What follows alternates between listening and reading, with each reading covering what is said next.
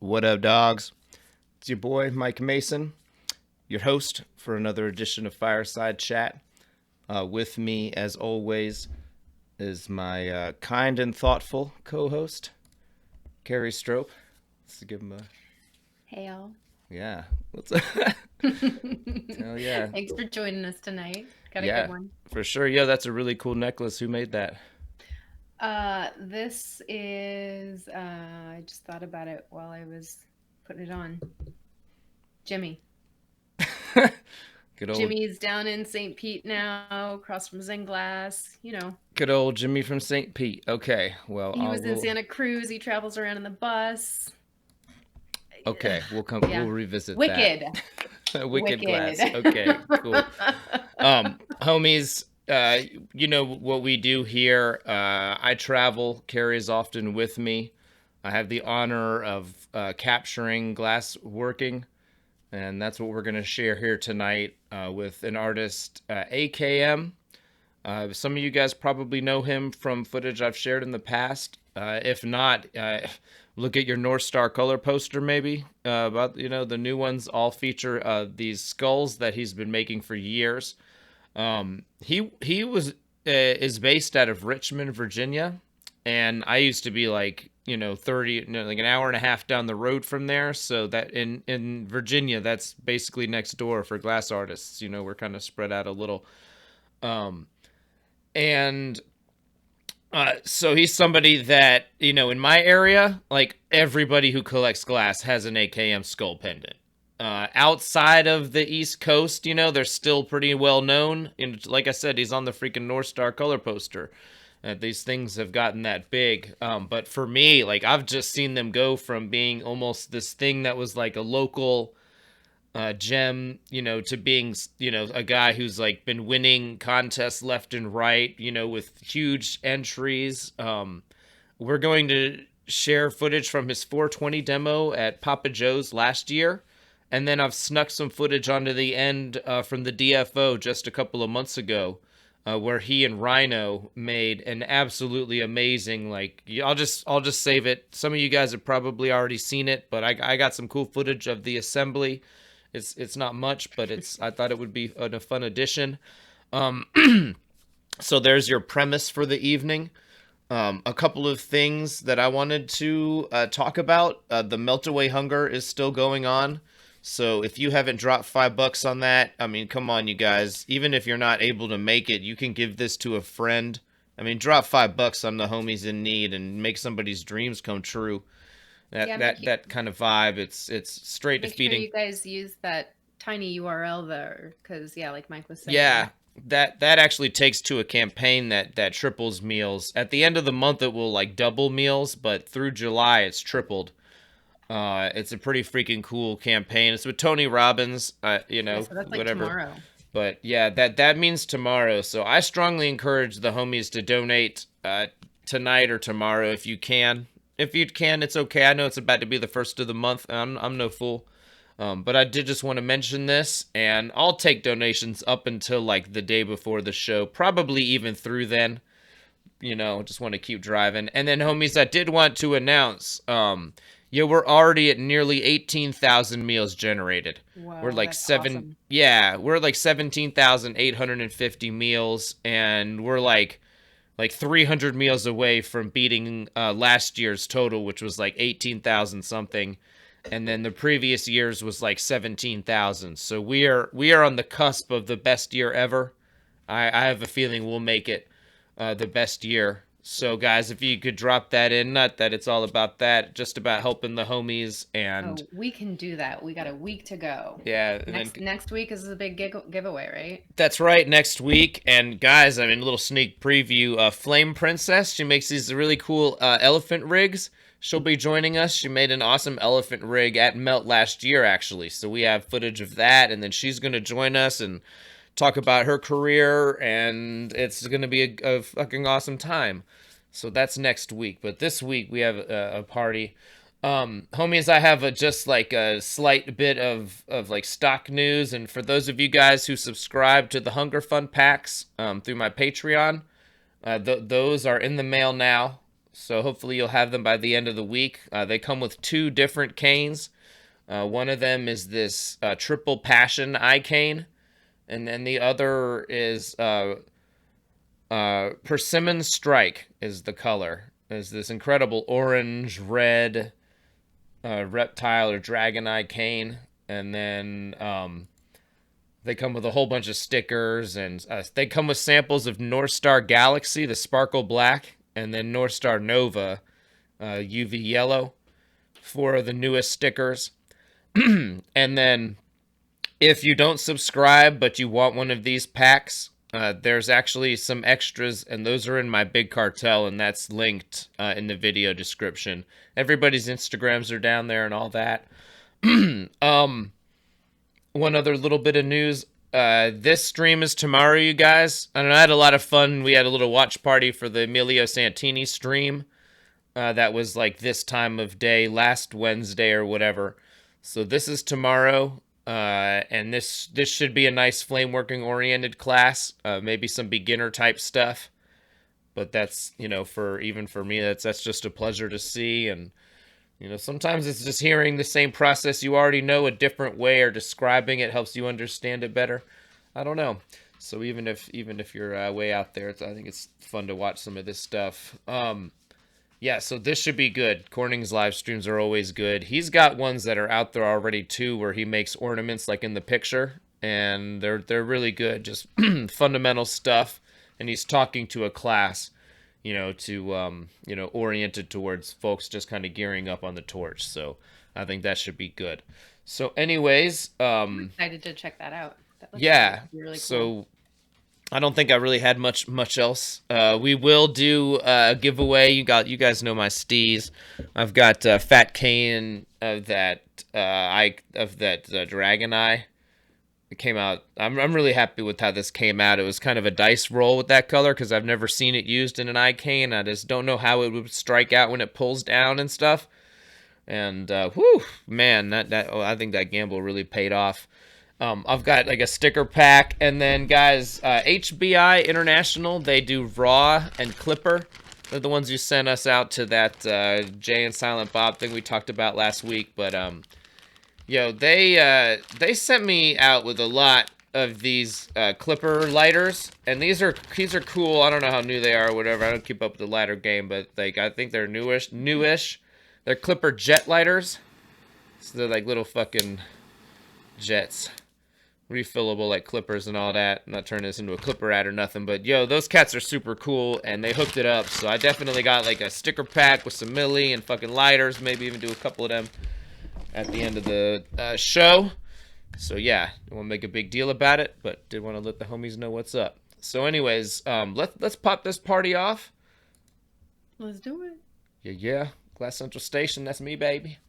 And what I do, you guys, is made possible by the contributions of these homies and magazines and events, and even some of you guys out there with Torch Pass. You get 6-month exclusive access to a lot of fun stuff for $5 a month. It's what I do. It really, there's hard expenses getting to all of these shows, and then I put in 8, 10, 12 hours of work a day, standing in one place, breaking my back. I don't mind. I got that. But what I cannot do, is manifest plane tickets and hotel arrangements and just, all the stuff that goes into it, man. I mean, we're burning through like a hard drive every 6 months now, like big ones.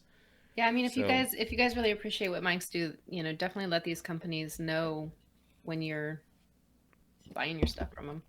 Right, yeah. That's another way you can support too. It doesn't even got to be hooking it up, but just let them know you appreciate their support. So yeah, I hope you guys don't mind taking a minute to shout those cats out, because they just make it possible for me to do this, and some of you guys do as well, pitching in on the Torch Pass. So, okay, anyways, the homie Andrew AKM, as he's known, here we just see him blow tubing up, but taking his time, cooking that connection in, making it nice and proper. A lot of these guys, Coil, they all kind of do this similar thing. where they'll look at he kind of necks down, and he really thickened it up where it connected. It wasn't super dramatic, but it's the same. It's like an extension of what you see like Emilio Santini and these Venetian guys do, where they neck the end of the point. So there's like this thickened area. It's almost like condensing a one hitter, like where it goes in for the bowl. You've just like let this one section of the tubing thicken up. If you do that where it connects to the blow tube, then it's not gonna like get flimsy on you when you work it, and then maybe that they'll give it that roll on the marver to give it just this super distinct edge that separates blow tube and blank, and it's a really thick proper connection there. It's just something to think about, in the beginning. Sometimes you're just like, hey, I made a nice seal there, and we're happy with that. It's like, fuck yeah. Okay, but the next thing is to really think about like how that connects into what you want to work, and maybe consider segmenting that out a bit by thickening that area, and rolling in it. That you can use a V marver, you can use the edge of the L marver. You can use really anything. Matascookie, man, he needed a longer one for some of the cup pieces he makes, and he took one of like a hacksaw and turned it upside down with the blade. So he just had this long thing to roll on that was metal. You could use whatever, He mounted it in a thing with a vise. That was all he used. It doesn't got to be expensive. Anyways, yeah, so just think about how, your connections to the tube. What he did there wasn't dramatic, is all that I'm describing, but he really took his time to thicken that connection there and like make sure it was a nice, thick, solid connection. No fuss. There's like zero chance that thing's going to get weird on him as he does all this sculpting. And that's another thing that it came up in the Firefly demo, and I was referencing back to a previous demo of AKM. And it's like a lot of these guys, they do these like acute angles in the sculpting, and it's stuff where you're like, well, that's kind of technically breaking the rules that we're taught. And how do they get away with it? And they get away with it because everything starts so sound. Everything underneath and leading up to that acute angle is really happy. And it's done with that level of control. And, there's a timing to it and all that. But just something to think about, these guys that do really nice work like this and kind of get away with bending, the nature of reality. Like, they're doing everything super right. So. Do you know what color he was using there, Mike? Gosh, I've already forgotten. It's some kind of striking color. Like a blue moon or something like that. I forget. It was like a crucible pulled tubing that they had. This was filmed in 2018, so I can't remember what I had for breakfast yesterday, so it's a lot to ask.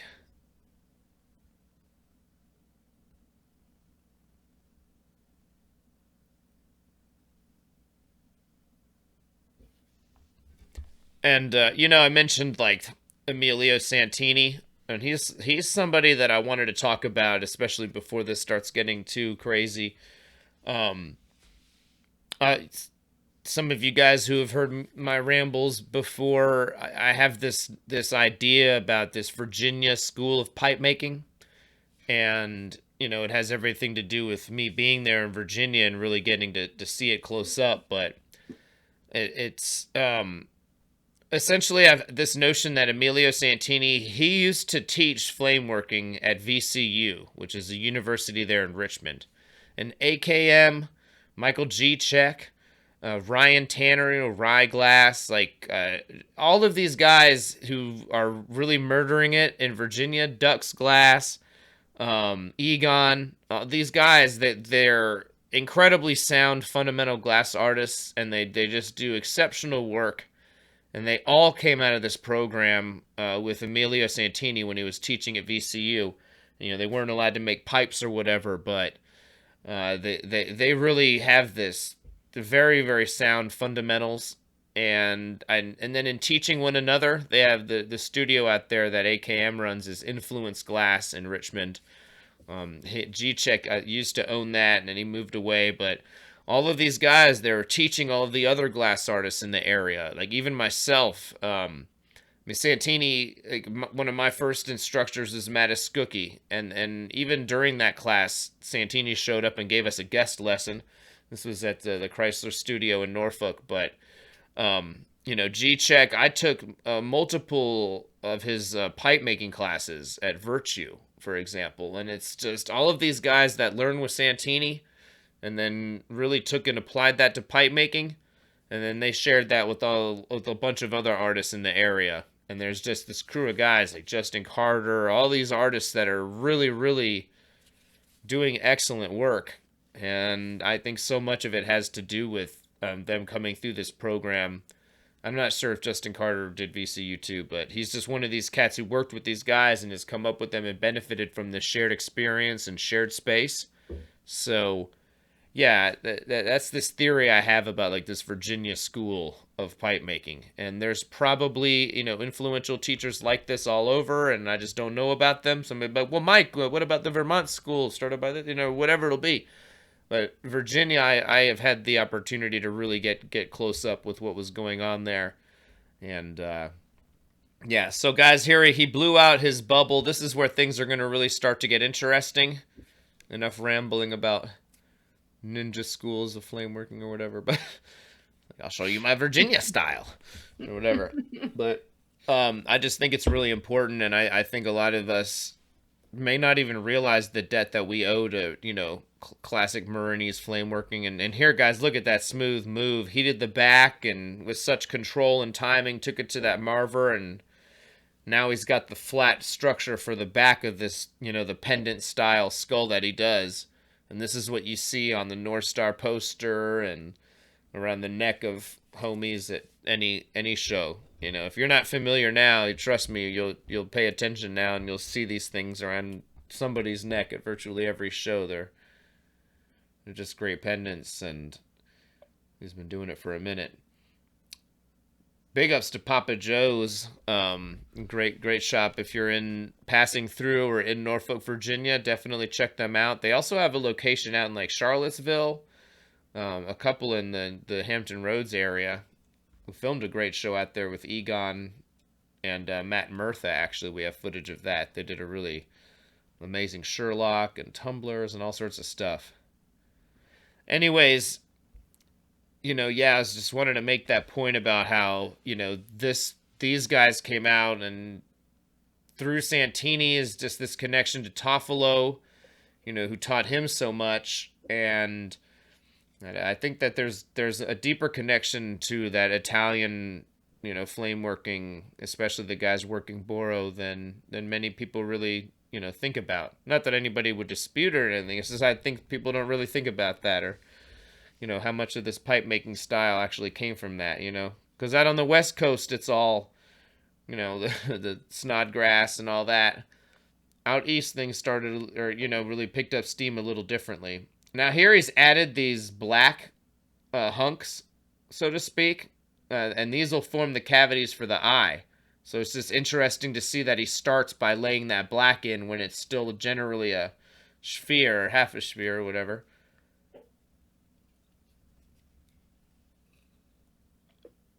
Yeah, I read that article earlier and totally glossed over the fact that Emilio Santini taught at VCU. Yeah, there's a great article I was sharing with Carrie. I'll actually post it in the thing, or Carrie, maybe you could share it in the chat. Yeah, it's from 2013, so it's a little bit out of date and everything, but it talks about that program at VCU and these guys there and how they viewed pipe making. And Santini was in 2013 he was super open about it. I forget the quote now, but he said something like, he's like, this is what it is. It's already in galleries and stuff, and it's just a matter of time. And those are pretty prophetic words back in 2013 for him to say that. Now it's 6 years later, and that's really the case. But guys who were teaching at colleges and stuff like that, especially Italian maestros, for them to see that and recognize it so early, I think it's because he was interacting with students like this, who were taking what he was teaching and applying it to this thing. There it's okay. Now this, guys, is a scupula. You have to Google it, but I didn't know what it was last time we did this, but a viewer was like, yo, I know exactly what that is. That's a scupula. We use it for gouging out eyes in surgery. Or I forget what it actually is, but it was... Or scooping up frit. That looks like a perfect frit scoop to me. Yeah, it could definitely serve as that. Scupula, obviously. Yeah.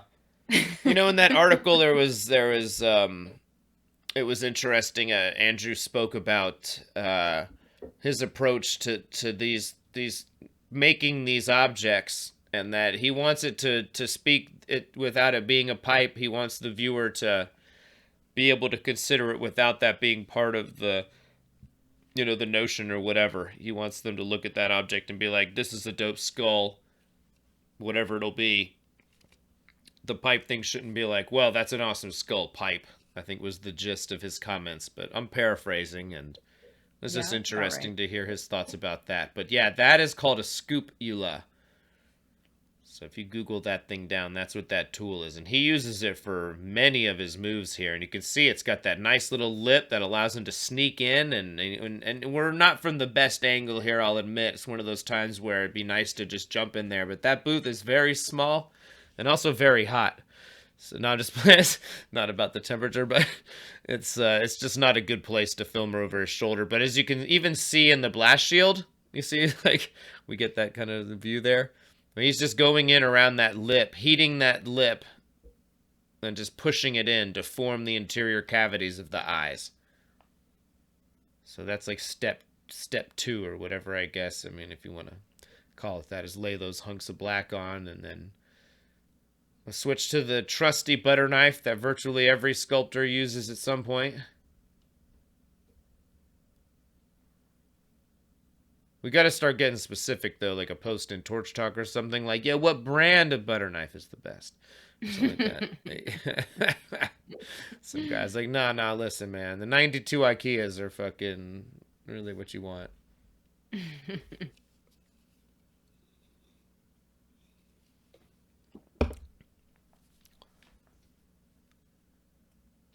So yeah, just taking his time, not doing anything too dramatically, you know what I mean? Now, I'm not saying what's right or what's wrong, but I feel like if this is what Andrew is doing, I feel like a fool would grab his bowl push or something, you know what I mean? And like, you know, and you'd move too much material, you'd add all this stress from pushing it in. He's taking his time and really forming this lip with precision and control, and moving around material in a controlled fashion. I think that's important for this work here. And it's also important because, like, the eye is going to go in there, and he's going to use these opal eyes, and this has come up. I'm pretty opal averse, you know, like Jason Lee had this big post about it years ago that I kind of took to heart, you know, where it's like, look, you put these things under a polariscope, there is not a single one that looks good. It's a bad situation. It might last 10,000 years, it might last 1,000,000, it might last 10, I don't know. But guys like this show, in my opinion, how you set yourself up for it to last 10,000 or, you know, or a very long time. And then here I thought this is such an interesting move. He heated this material from the side and literally pulled it down and together to form like a solid wall that he's going to then puncture, almost like making a bail. So it's like he squeezed material in that he's then going to do like a bail move on to make it into the holes for the ears. Here's going to be the same thing. Heat that up and push it in and push it down.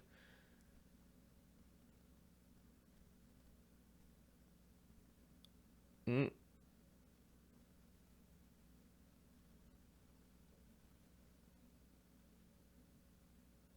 Give it a little lift, give it a little tug. It's one of the cooler moves here. It really is. Like, just scoop, push it in, push it down, push it in, push it down. And now he's going to, like I said, give it this kind of a bail style move. But yeah, and this is, you know, there's all these things where it'd be like, well, you could do an attachment there, but how would the color match? And you'd have a weld there. Wouldn't be as happy. Now, all these ways that he goes about it, sculpting off the original bubble and then keeping everything just fluid and happy glass. You know, glass is being where it wants to be. Glass that's chilling with its homies. Glass that doesn't have some weird seal that really needs to be perfect because it's going to be next to a disc opal eye. And here is using the, like I said, like treat it like a bail. Like those are what we call Peter's tweezers. I think there might be some other names for them you guys in the chat could do, you know, but like Jaws makes a version of this tool, and then the one that I like is called Handy Andes, and they are just like that, but they have replaceable tungsten tips in there. And it's a really handy tool because it's got like a rounded tungsten thing on one end in between the bail biting part, and then on the other end is like a tungsten poke. And I really like having that. And it's just on some heavy duty tweezers. They're like 75 bucks or something, and you can get those Peter tweezers for like $8 on Mountain Glass. So you don't have to spend much. You know, you can do it just like AKM here. The ones he's using are like the cheap ones, so you don't need the Handy Andes. But I really do like those. They're a great tool. And anyways, there's your bail biters or Peter's tweezers, Handy Andes. And yeah, normally people use them for bales, but here he's using them to make freaking the holes out of the side of that tubing. And I think that's just super interesting and definitely unique. Yeah, I have a pair of those. I need to practice just making fake bales more with them. Right, yeah, that's the best thing to do, is just to make a bunch of fake things anytime you want to practice something. Just glob up a bunch of glass and then poke through Yeah. it and tear it off and do it again. Totally, yeah. I mean, there's a, that can lend itself to rushing, but that with the bail biters, you just kind of got to you don't want to go into it right away. That's where you'll end up leaving a bunch of weird scuzz and stuff from the tool. So just give it a second to cool down, give it that initial pinch to form the shape, and if it doesn't want to go through immediately, give it a second heat. Yeah, I think I never quite get it hot enough. It's been a bit since I've done a pendant, but yeah, I think that's my issue with those guys. That's a little tricky. It's just a matter of timing. Robert Mickelson once said something to me. He's like, everything in glass is balance, rhythm, and timing.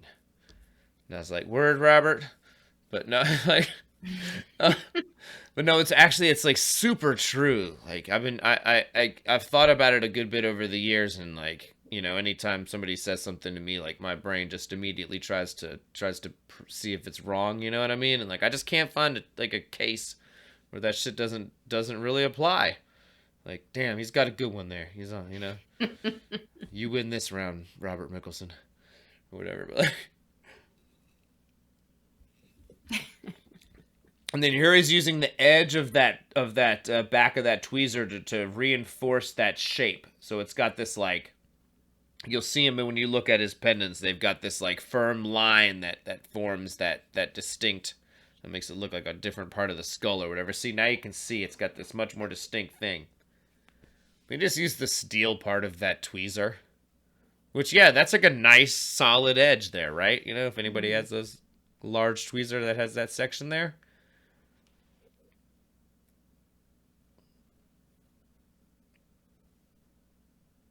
And yeah, just making sure that they match.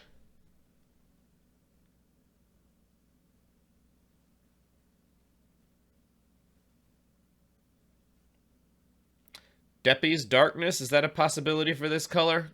For some reason, that's popping into my brain. Sounds reasonable. Somebody will have to look that up. Right. Confirm. Somebody see if it's wrong. Yeah. Immediately. Good one. Thanks.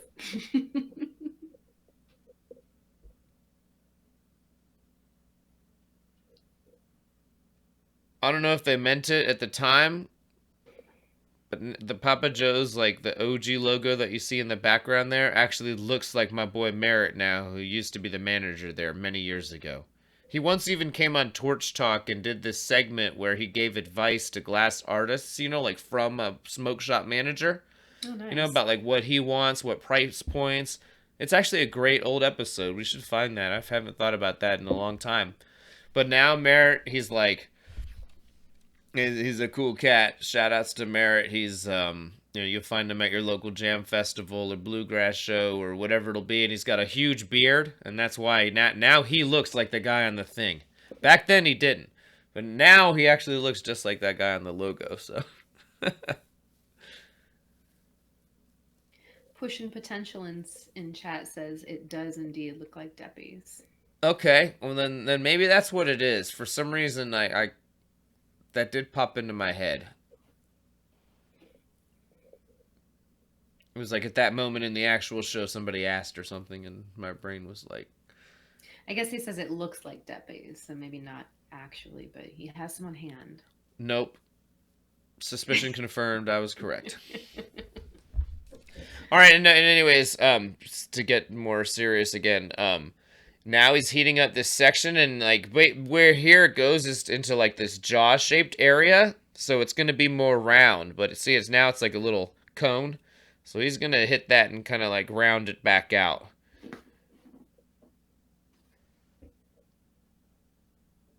I could see this becoming Daffy Duck right now. So yeah, so he's reinforcing the shape that he wants. You can see it becoming what, Daffy Duck? Daffy Duck. Daffy Duck skull. It looks like Daffy Duck. Okay, all right.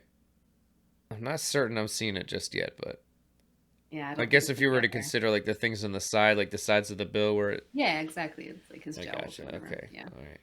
Okay. Story checks out. Yeah.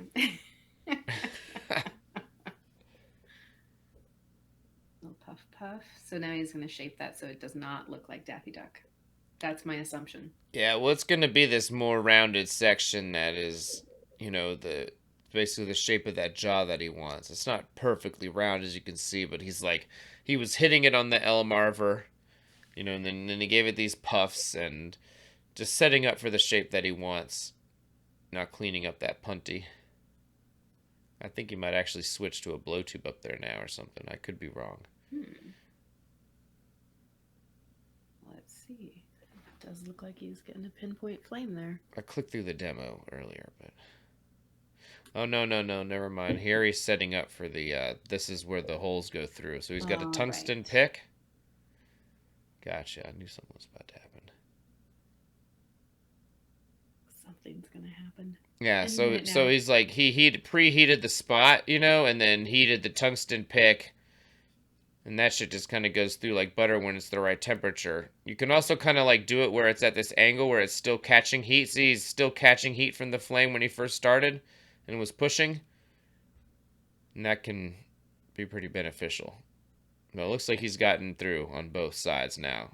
And that'll be where like the rope goes through for it to hang out on your neck.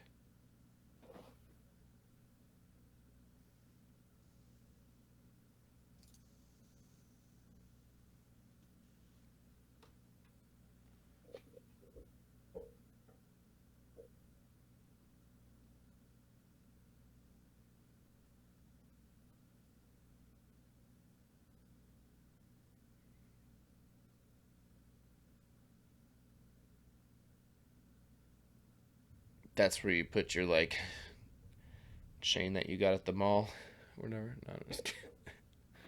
I don't really know where you buy chains. I don't remember where I got mine. My favorite ones, I think, came on pieces, so I have to interchange them. Right. I like when it just has, like, some leather or some kind of rope on there, you know, already for me. Like, all right. And then when it's got that adjustable thing, too, it's like, hell yeah. Right. Yeah, that's handy.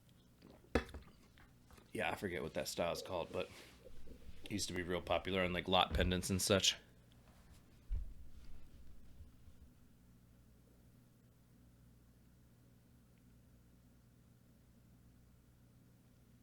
That one looks like it would be a little harder to put a chain through. Yeah. It's a service he provides for an additional $50.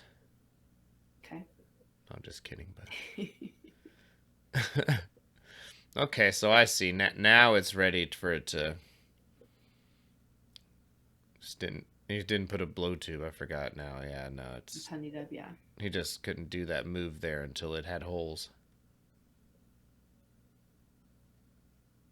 It's bold timing. So here we go. We'll flatten to the flatten. And, yep, that's right. We're getting rounded out.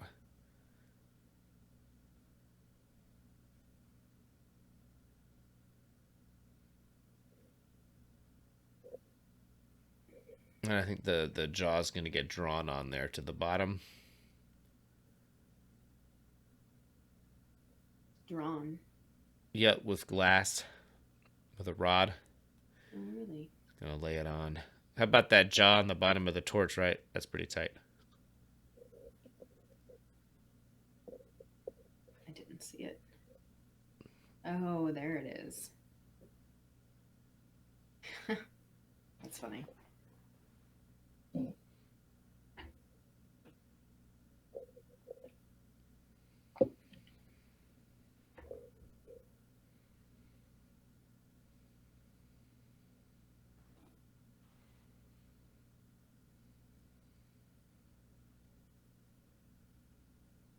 All right, so there it was with the butter knife laying in the top row, the definition for the teeth. And then, yeah, the bottom row is going to get drawn on. Hmm.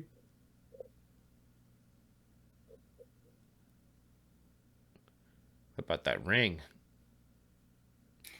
Bling, bling. All right. Every time I come around your city, bling, bling.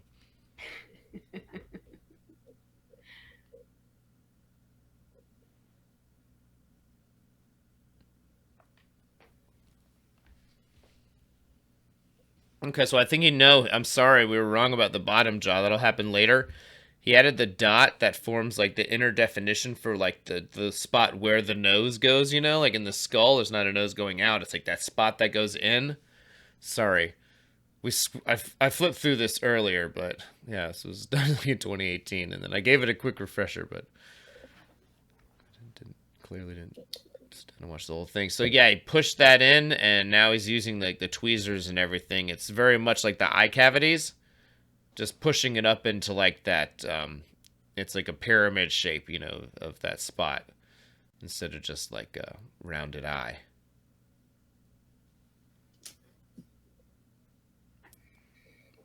But then the jaw's going on.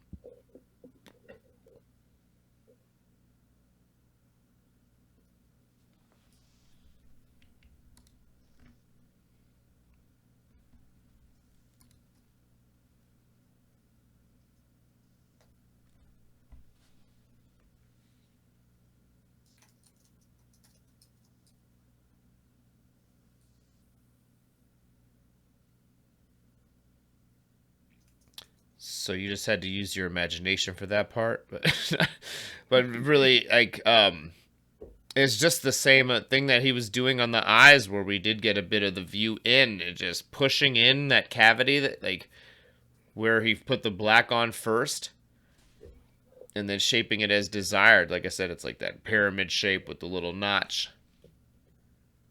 But that's just a matter of pushing in and leaving the notch, I think that's probably why I was using the tweezer for it, because it allowed him to push in both sides around the little notch. And then there it is. There's that glass for the bottom jaw. And I believe he's going to grab the scissors there to make the definition on those.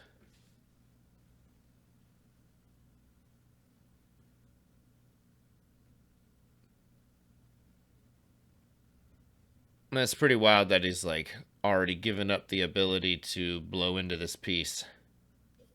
From here, it's all pretty much just treating it like a solid sculpture, essentially.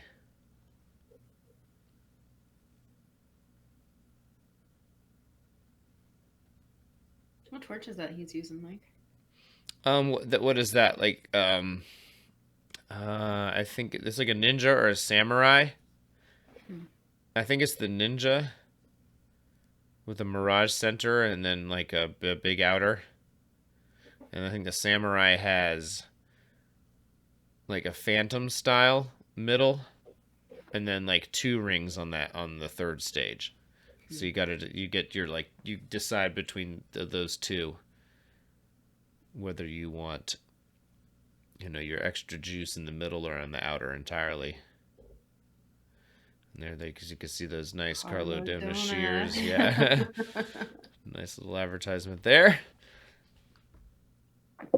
Worth every penny. Right. And look at that. That just looks really cool.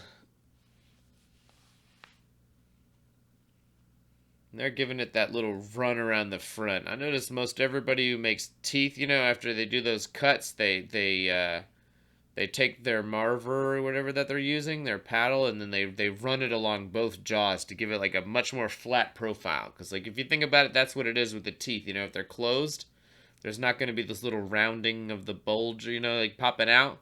Teeth aren't round on the front. Teeth are flat on the front. So it's important to give it that like flattening step after you do the cuts and everything. They'll still look really good, but I think that extra flattening step that I see most all the guys who make really awesome looking teeth, you know, rows of teeth like that do. In my mind, that's one of those little tricks is not just flattening the bottom, you know, but give it that run across the front too with the paddle. Like they still have all the definition between the teeth, but they get a much more flat profile, which is much more natural, you know, if you like the back teeth are a little more round, but especially your teeth in the front are like they're all flat. So help give it that look. And then here really going in, and I think this is one of those moments where it's like, yeah, there's all these angles in there and stuff, but look, he's taking the time to go in from the back and use this little tiny tip on the hand torch and really make sure that those are super solid connections, and you know, certainly looks cool, right? Looks awesome with those teeth all glowing. But you know, I think it's little moves like that, you know, and everything being super sound to begin with. That's what allows pieces like that to consistently survive.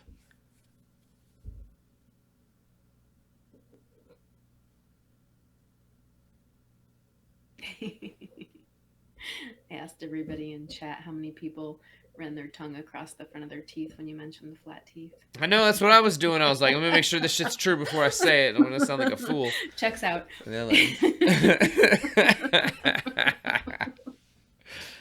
Yeah. So look at that. See, there's that shape I was mentioning, that like that cone with the little notch. But just, you know, he laid that black and, you know, pushed it in.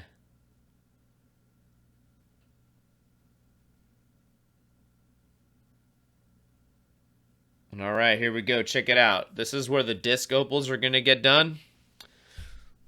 All right, check it out. Drop that bad boy in. Here it goes, tumbling down. And he waits it until it's like stuck in the way that he wants. And check this out.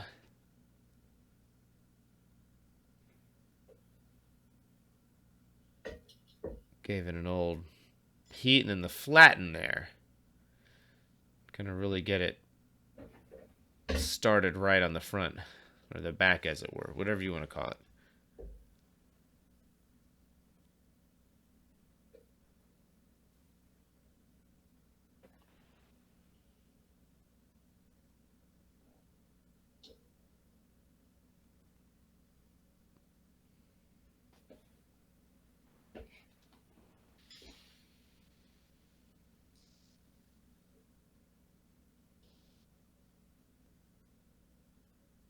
See, I really, you know, oriented the disc in there such that it was ready to go, and you know that's the best way that I could describe it. And here he is. We call this skinning the opal.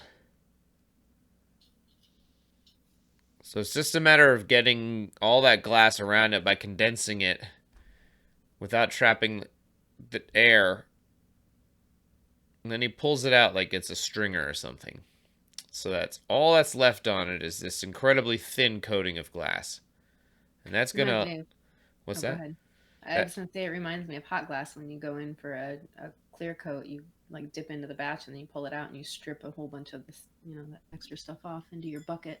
Sure. As some of you may have seen in the Blown Away series. Oh, I don't think anybody's watched that or formed an opinion about that. No, it's been fun watching all the feedback about Blown Away. This will be ridiculous in 20 years if anybody watches it, but now it's quite the hot topic. The glass reality show. So check that out. Got that opal, and now there was no glass around the rim of it, just this super thin coating, but now it allowed him to essentially put a lens of glass around the front.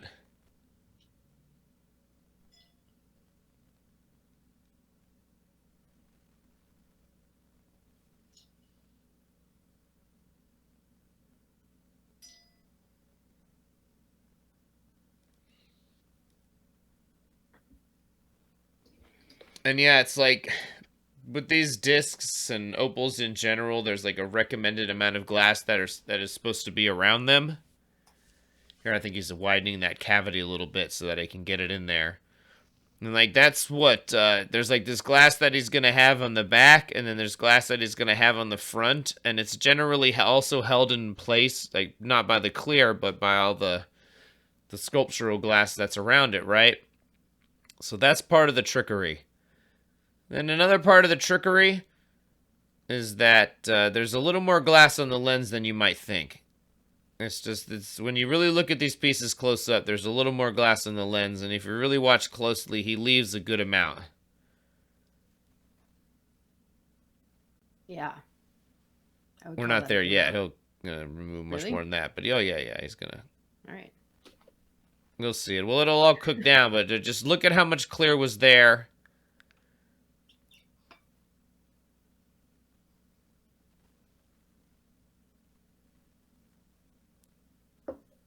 Maybe he's going to leave most of that. Thought he pulled a little off, but... So yeah, now that cavity is like filled with glass. The opal is in it also hitting the sides, you know. It's all being held in. There's the lens glass on the front. And here he is really taking his time with that hand torch again to make sure that these seals are like extra happy. And that all the glass in the cavity is just super happy to meet. Like, oh shit, what's up, dog? Oh, what up, baby? You gonna hang out in here and look pretty? Hell yeah, I am. You know, that sort of thing. And here we're gonna see it again. All right, so check this out. This one, you get a much more, sorry. So he didn't like that. He likes that. And watch. It's like, it's flat, but still open on one side. So now he can push on it and like get the air at least on one side.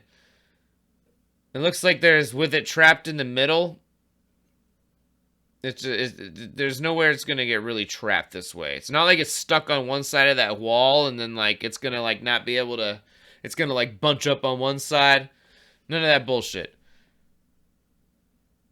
He waited until it was oriented in the tube, you know, the way that he felt was good to keep it moving. And then at the end there, he didn't blow.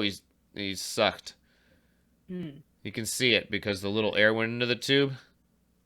I looked close to make sure I was right about that. But okay, so there it is. So yeah, with that disc, he just made sure that bitch was sitting centered in the tube. God forbid you get a little air in it, you know? Like at this point when it's skinned, you can kind of pop that and, you know what I mean? Give it another go or whatever. Or drop glass on it. You got options there. But he wants to start with a clean skinning, so to speak. And then here it is again. Dropping the glass that's going to go sit in the cavity or whatever.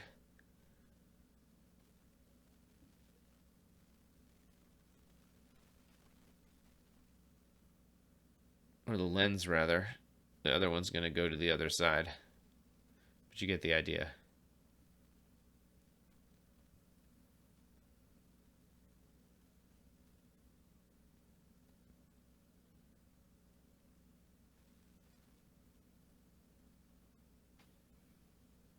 There we go. Just use some of the same glass that he'd condensed back for the thing, you know?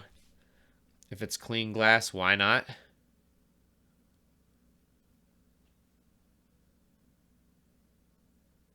And just rounding it out there so it's flat on the face, you know, whatever, and keeping it from bunching up on the sides of the opal, I think, too.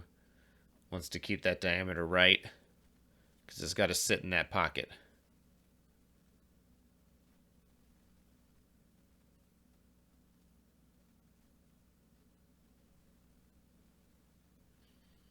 All right, so here we go. Not the best view, but here we go. See, drilling the socket. The socket was really hot, and then went in on it like that, too, and at a good angle so that it could continue to hit that piece as it went in. Just really making sure it's hot as hell in there. Not a bad angle, considering. Yeah, you know, it would be so nice to be like, AKM, put on this GoPro. on your forehead, or whatever. But that's what I can do when I have 200 and 300 patrons, and be like, yo, man, here's $100. Put this action cam on your head. You'd be like, okay, sounds good. Sort of thing.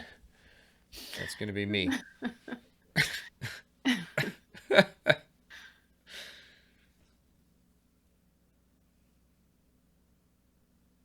Yeah, those eyes are so sculptural.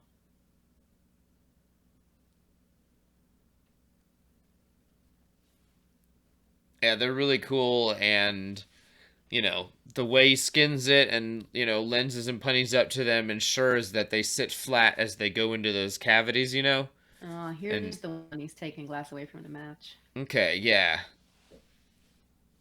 Yeah, that's amazing. Yeah, and they're beautiful, and the lensing just really makes those opals pop. Hey, and speaking of opals, guys, there's one of my sponsors, Dopals, man. The homie Isaac is at most every show representing, puts on the Millie Meetup.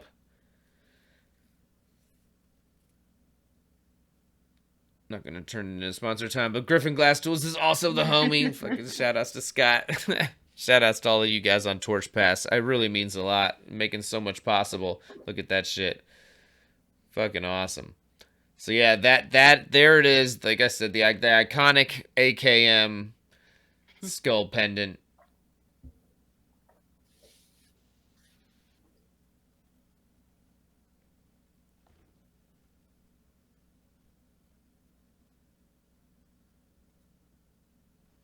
Clean up that punny, as it were. I was just gonna say, okay, now we need to put a bail on it. No, he put holes in it. And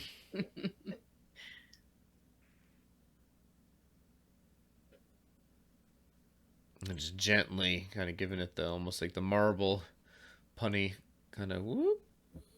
Just gentle, heat enough area for it to kind of soak back into without ever being noticeable. And then we're out. Time to get another beer. You're stepping away then? Is that what you're saying? No, I should. I wish I could. I need a beer delivery. I bet I know somebody who could step away for a second. Yeah, that'd be great.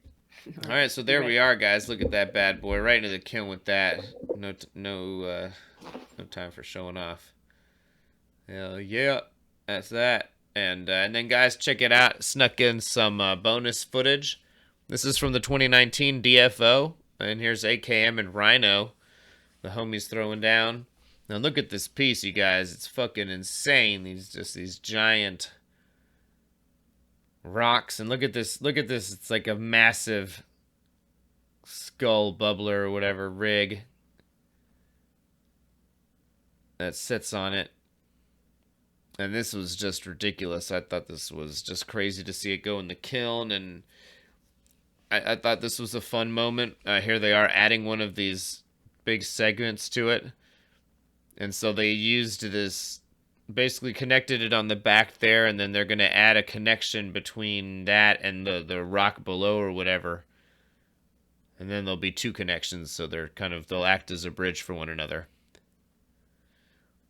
Ryno over there got like the Falconeer's glove or whatever. I'm not certain what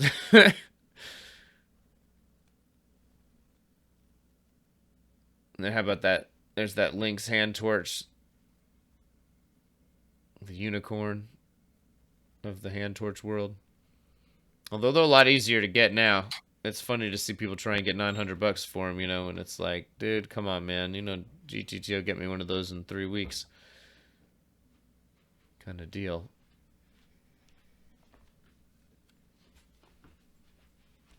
So, I thought this was a fun moment, that this was the first day of the DFO, and everybody was allowed to bring stuff that they'd already been working on.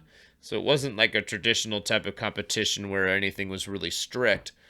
It was just everybody getting to show off what they're about with their buddies. And as such, it was kind of just like moving around. I shot so much stuff, and we'll make an episode out of that, because there's a lot of footage of Buck throwing down with Scott Deppy, and oh god, so many people threw down out here. Elbow and Avatar, Quave. It was quite the time, and I filmed quite a bit, and then there's some I can't amazing wait to see your demos. footage from this. What's that, Carrie? I Sorry. can't wait to see your footage from all of the DFO. Oh, cheers! Yeah, yeah. Yeah. There's some great demos, and even some action with Bob Snodgrass. We Yes, were I saw mentioning that. him earlier. Yeah, because that whole West Coast school of pipe guys, they started a little bit earlier, and like I remember it was like Dan Kay, who like rest in peace, he just passed. I think he was the one who had gone over he went to Salem, isn't that right? And then he came back with the CC, and everybody been doing all these nationals and all that, and that was like their first chance to use a cool torch. I hope I'm not mixing the stories up, but that was, it was just a different time and place, and these guys over here, we, like I said, had the benefit of this maestro teaching, kind of straight lineage from Cesare Toffolo. And all right, look at this, guys. I just thought it was amazing to even see that bad thing fit in a fucking kiln. Like, wow. I gotta say, I'm really impressed with Scut Kilns. The programming on them is like, they're amazing. They come set with like cycles that'll say like thick, it'll say thin. They've got like cycles for all different types of burrow. They have striking cycles. Like it'll take it up to 1150 or something. It's like STRK or something like that, And you tell it how many times you want it to strike. It'll strike 100 times overnight if you want with the same cycle. You don't have to program that in. Big ups to Scut Kilns. I'm actually really impressed. And here's the finished piece, though, you guys. Look at this. Is this not fucking awesome or what? Just those cute little ducks. The scale of it is just is like woo. Yeah, that piece is pretty amazing. I saw that all over Instagram stories during the DFO. Yeah. All the cute little ducks are all over it. All these gorgeous lap gems. Mm-hmm. There's a lot to like about this piece. Then here she is from the back. Get that booty shot. Wow. Oh.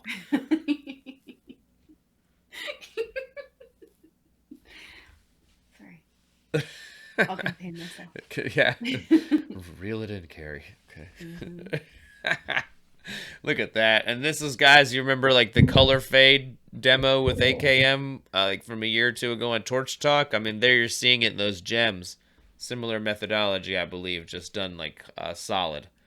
So, yeah, that was that. Hope you guys enjoyed. Yeah, huge shout out and thanks to Andrew AKM, man. Definitely. A homie in the post on Torch Talk was mentioning, how nice he is, and I really agree with that. I remember, like, I've met him when I was out at Influence hanging with G-Check, and it was be like, oh man, he was already kind of a legend to me and almost intimidating to meet, but he was just always so kind and warm and just like a genuine ass dude. Not like a fake guy at all. It was just a real nice cat to kick it with, and somebody who's real down to earth.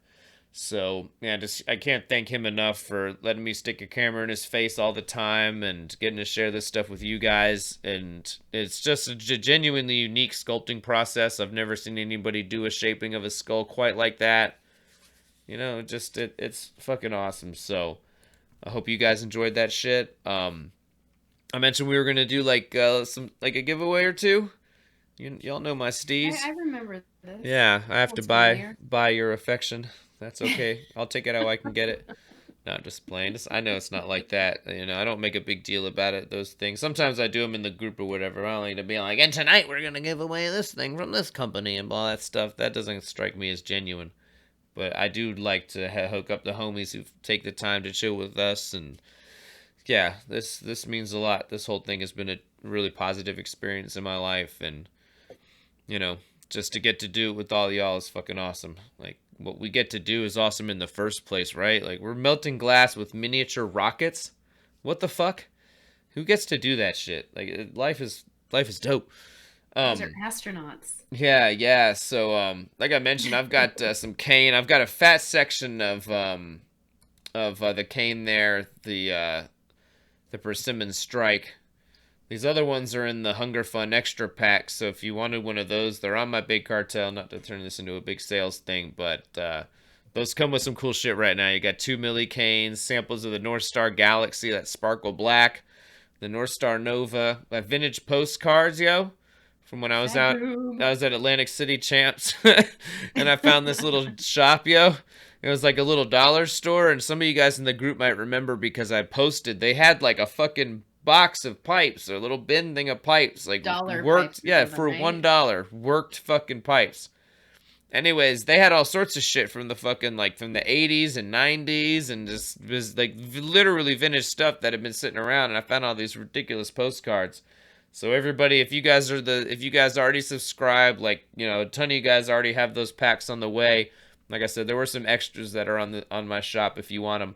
Yo, go ahead and throw a number in, you guys, like 1 through 100, right? Is there how many? I don't think that's enough. Is that not enough? Seriously? Okay, well, let's do 1 through 200. No, my window popped out of the way, but it was 106 last I looked, so. Okay, well, damn, that's beautiful. Thanks so many of you guys for tuning in. It's almost an intimidating number of viewers. Holy shit. Is my beard okay and shit? Like, let's play. Dollar pipes, the sea What's glass that? of the future. Oh, what's that, Carrie? Oh, I said dollar pipes, sea glass of the future. Oh, the sea glass of the future. They'll be Right? finding them on the beach and shit. Dollar pipe. Yeah, smoke this and get rid of it now. And oh, true. Yeah. That's right. rolls around, gets washed up on shore. Yeah. I used to call those like throwies for real, or chuckies, right? Sounds reasonable. Well, you know, like I don't know, the puff and chuck. There would be like a that used to be the thing that you would do when you started. It's kind of sad, you know, like that's our industry is definitely changing. It's like even when I first started, like your pipes didn't necessarily need to be perfect. You could always like give them to the shop for at least a few bucks, you know, and they'd go in that bin that was literally just for people to like have on a road trip, you know, and you smoke them and you chuck them, you know, and it's like but now that's a thing of the past, man. Nobody's gonna pay you for anything that's not fucking really nice. I'm not gonna get into that rant again because I remember just recently talking about it, but it's like just, man, don't embarrass all of us by showing up with shit that's not even as good as China. You can't do that anymore. Those days are over. It's got to be at least as proper as China, which is pretty fucking proper these days, you know? Like, even on the cheap stuff, it doesn't have as many glaring errors as it used to, and we got to be the ones who make our stuff stand out by, you know, so whatever. Not, like I said, not going to get into that one again.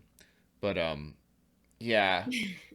Anyways, I will mention it one more time, guys. Please, enter this thing, man. It's like, we're a cunt hair away from beating last year. It's like, it's all good. It's not even an ego thing. I just want to help as many people as possible, and I want to honor Melt for letting us do this year after year, to be able to do this to help so many people. You know, it's like they put that trust in me to execute, baby. So drop them $5 on this shit for real. Like, gosh, country hair away, huh? What is that, like a what's that? Thing of straw? A country hair? I'm not familiar. No, with a cunt hair.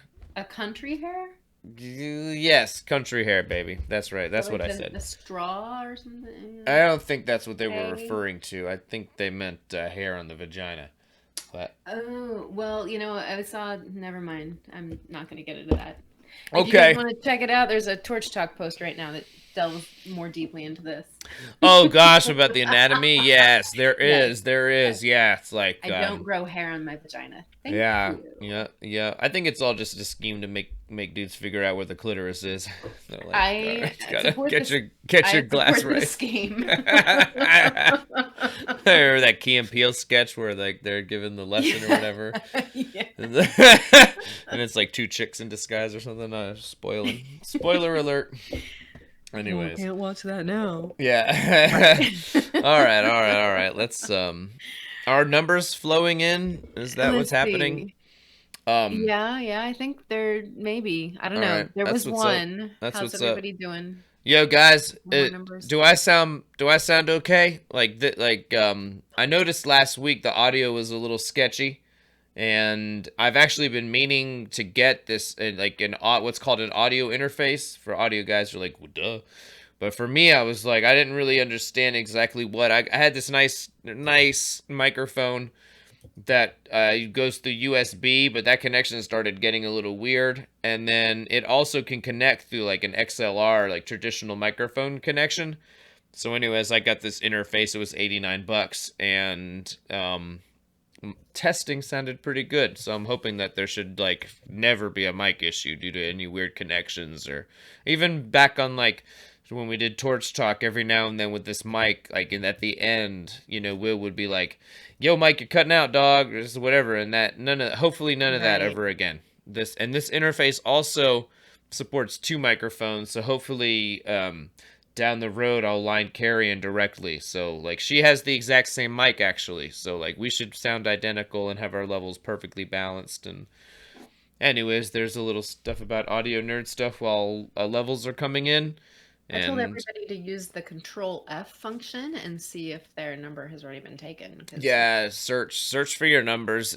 It's lame when your number gets picked and then you find out that somebody picked it 30 seconds before. So,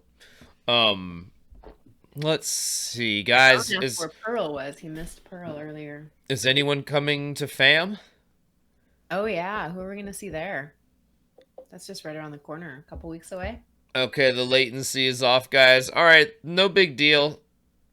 I'll fix that, but thank you. That's good to know, actually. I haven't tested that so much. I definitely need... There's, like, timing settings in my streaming software that will allow me to make that perfect. So I hope it's not distracting. My main concern is narrating these demos and interacting with our guests and such, so... but that's good to know. It looks like it's a little delayed on my end on the video too. I can see that. Too. I wasn't listening before. I think there's a way for me to delay the microphone, so I'll try that for next week, but I'm hoping it sounds good at least. Is that what's up? Is everybody sounds fine? All right, that's what's up. Eric Anders in the house, dude. Eric, fucking A, you're the man, dude. I think so highly of you and your work. I still remember meeting you at the Jason Gordon's Live Free Fest years ago, and you gave me one of your millies. It was like, fuck yes, man. That was quite the experience. Thanks for tuning in, man. That's fuck yeah. So yeah, is everybody done with a little clipping here and there? Okay.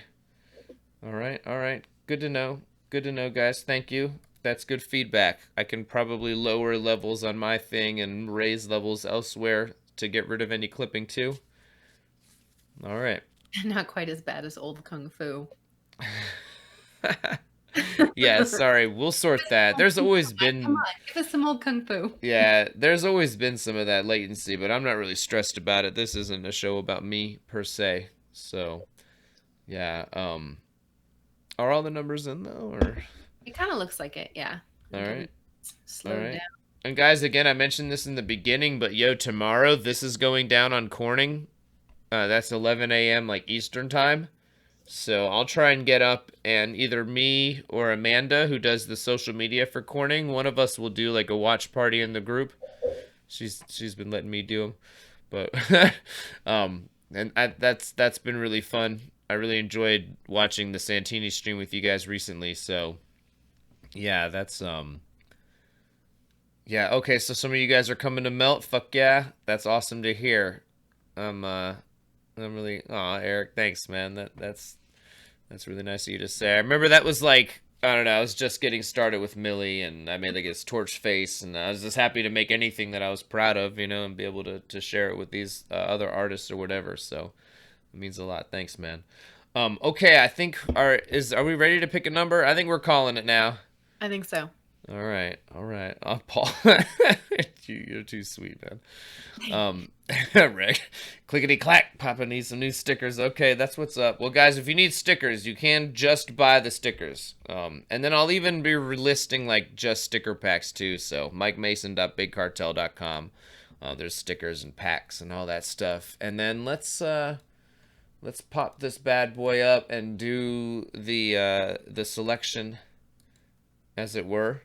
All right, so we picked 1 through 200, and then, like I said, I've got a pack with like some Millie. I've got both of those bags hanging in the closet. One of those bags on the right has like a ton of sticker packs for everybody who's competing at FAM. So all the homies competing at FAM are gonna get a sticker pack, and then the one next to it has a ton of packs too. I'm not gonna get up and get it because I put on a little weight, and I don't want you guys to see me in the full frame. No, I'm just kidding. But Yeah, so you got the cane, you got the sticker pack, and then I'm gonna throw in two jet lighters, clipper jet lighters. Yo, these are fucking dope. And give one to a friend or something. So you got 2 clippers. And then we'll pick a second number to get somebody who just gets straight up one of these extra packs. And they come with a ton of stickers, 4 of the newest ones, a vintage postcard from my travels, 2 milli canes, and 2 color samples. So we'll go ahead and pick a couple of numbers and some winners. All right, here we go. Clickety clickety clack. 104. Who's got 104? Who's close? Simply Glass says, you still doing the color sticker packs with Millie? Yes. Those are what I was just mentioning. They're on my Big Cartel. It's in the description. I'll show you guys. It's Mike Mason Glass here. This is the subscription extra pack. Comes with all that stuff.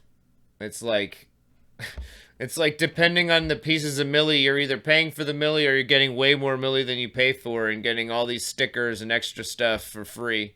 Color samples. However you want to look at it, it's a great deal and it helps people in need. So that's what those are. Sometimes I do the ones with like color shorts and all that, but these are what's in stock right now. So, and then there's a few extra pieces of this if you just want to pick and choose some cane. So yeah, not just Henderson do an ad for me though. I just wanted to give you guys some stuff. Anyways, so who was closest on 104? Did somebody? Sticky art. Marcella. 104 on the nose. Yes, I know. Nobody says anything. Me. I got it. Okay, all right. Marcella's trying. Did you say it sooner, Marcella, or did you just add it recently? Just recently. Before there was only 1 104, and now there's 4 104s. So I'm pretty sure there's just. Okay, so Sticky had it. All right, congratulations, yeah. Sticky Art. I got you the sticker pack. And then, like I said, we're gonna do another sticker pack. And I'm also going to throw a couple of clippers into those. And these, like I said, these are these dope-ass clipper jet lighters, man. Like I said, this ain't like, what it is. But, yo, like, they're fucking dope, man. They're like, they got a fucking legit little jet stream on us. Not even the biggest one. I mean, in an emergency situation, you could probably fire up a banger with these things. Look at that. The motherfucker is shooting red. You guys see this? What is up with that? I was going to say you could caramelize some sugar with it. But yo, why is it red, though? Do you guys notice this? Yeah, I see that red. Is that normal? What are you burning on that? I'm not burning anything on it. It's just fucking crazy. What metal oxide or oil did they coat that with? Seriously, whoa. All right, a little bit. What's the ventilation like? Look at this one. This one's also going a little red. It's like the metal that they use on the covers. But yo, the one on the left is way more red. What the fuck? What? Look at that. That is weird. What the fuck? That's pretty cool. It is pretty cool. So, guys, somebody Google it and let's get this figured out. These are special pink flame clipper jet lighters, you guys. This is the hot shit. Okay, so hey, Sticky or whatever it was, the one. Sticky Art Channel. Sticky Art Channel. Thank you, dude. Homie, Mike Mason at gmail.com. Is my email. Way to reach him. Hit me. Facebook. Yeah. Hit me. Molten Mike. He's gonna blow up. Like, boom, right in my hand and shit, like lawsuit and all that right now. Like, oh gosh. Oh no, they gave us all those free lighters. I know, no, for real, no, I wouldn't even. I'd be like, hell no, I want passes to the next fucking special thing. Fuck that. We're doing it. All right. So, okay, we're gonna pick one more winner. Maybe even another. I don't know. I'm feeling generous. You guys are fucking cool as hell. I really appreciate all you guys who show up and make this thing a legitimate party every week. And you know, it's not to sound calculating. It's just because you guys are here. Like, that's why I get to do this. This amazing thing that I sincerely believe benefits us all. So it just, I don't know. Like I said, it sounds weird to say it like that, but it means a lot that you guys are here. It's fucking awesome. But really, I just enjoy this party. It's like, don't know, I get nostalgic, but like, when I was in college, it was like it's like the coolest thing nowadays, but like like what I really enjoyed was like just sitting we called it the smoker's table. And it was like this smoking table because like, you couldn't smoke in the dorms. And this was like it was like in between a few different dorms. So it was almost like what you like think of like the salon or like this classic place where everybody just kicks it and bullshits and exchanges ideas.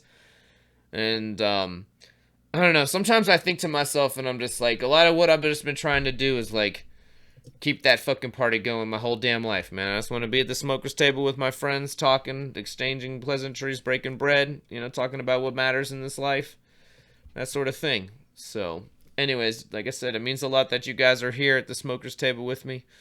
And we smoke something different nowadays, but you get the idea. Anyways, all right. Next winner. Clickety, clickety, clickety, clack.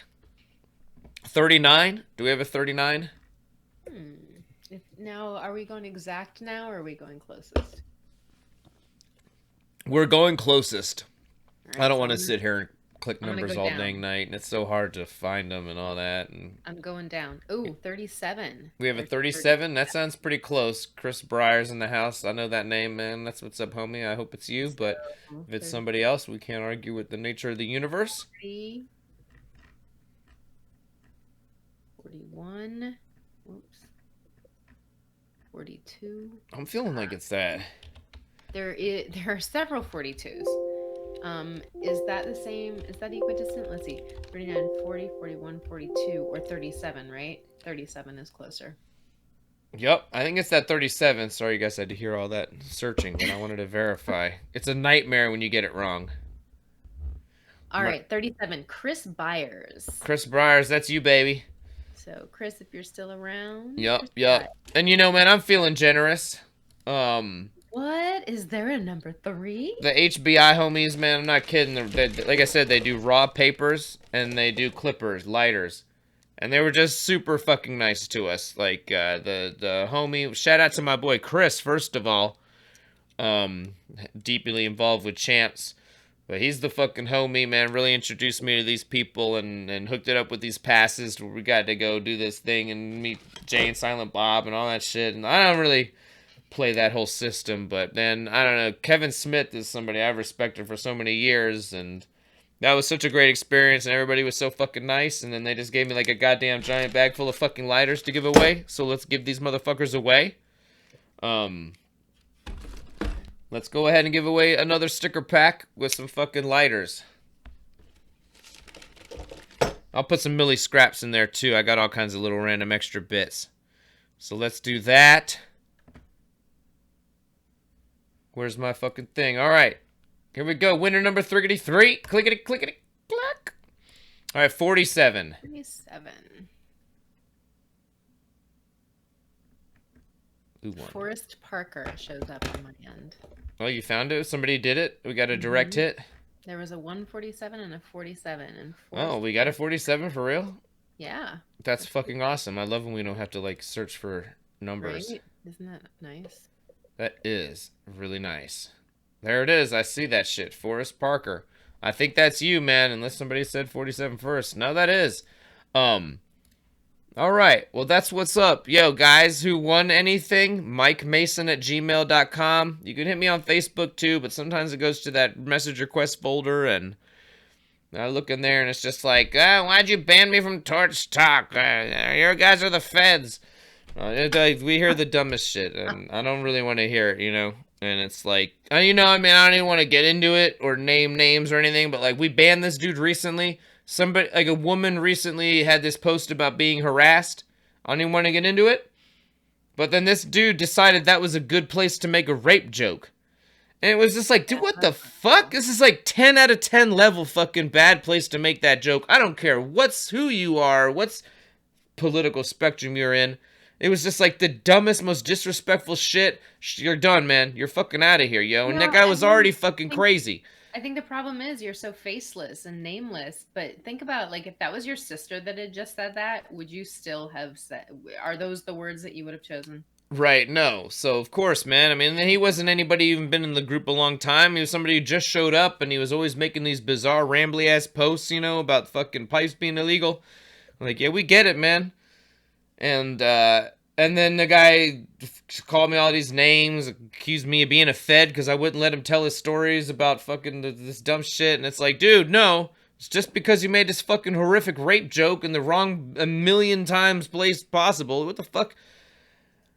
That's why Mike Mason doesn't check his request folder very often. Because I hate to be like that. It's just like, oh my God, the negativity that you can incur. I don't want to sound negative. I don't want to talk about that.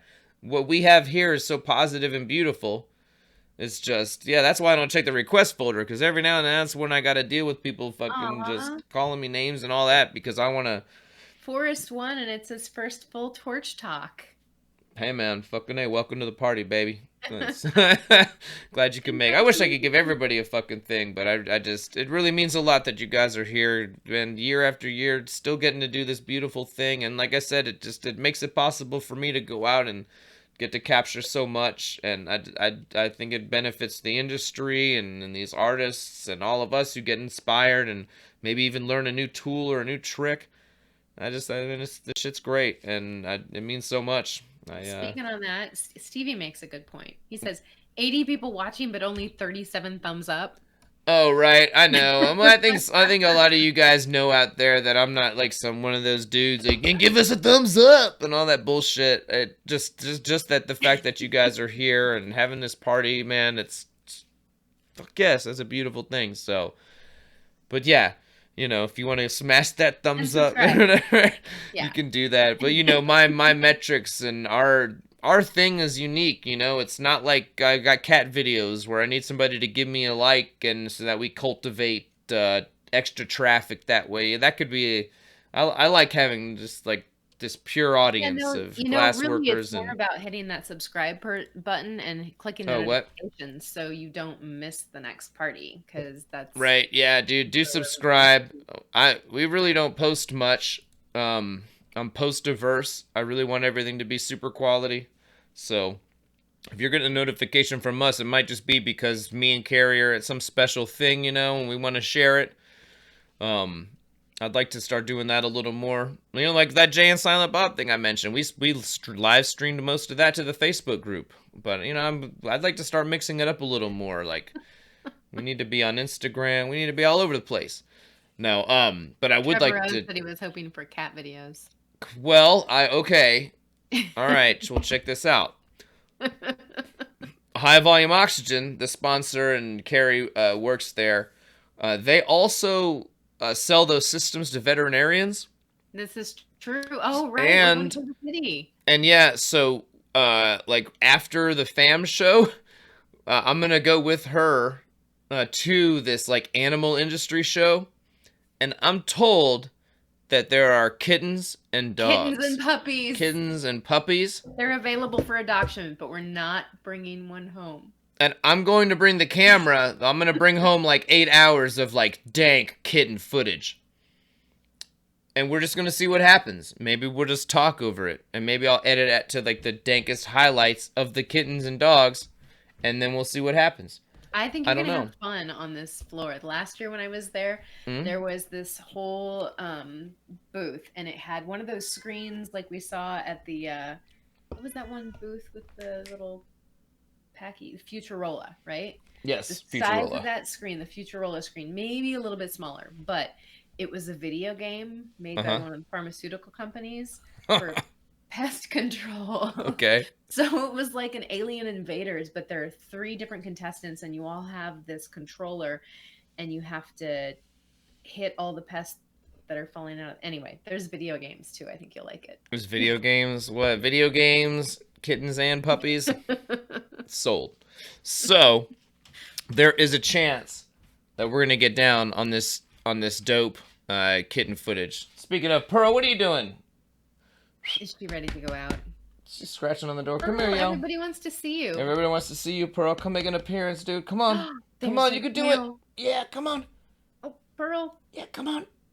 Oh. Yeah, there she is. Yes. There's What's up, Pearl, Big Pearl? everybody. Yeah, it's Big Pearl. I know you guys wanted that dang cat footage. For everybody that's been missing Pearl. Yeah, this is my Pearl. dope ass cat. Yeah, everybody say what's up, Big Pearl. She's getting fixed this week. Yeah. Yay. Yeah, we want to hear her in the background of the show every like few months. Good cat, Pearl. Yeah. So, anyways, there's Pearl.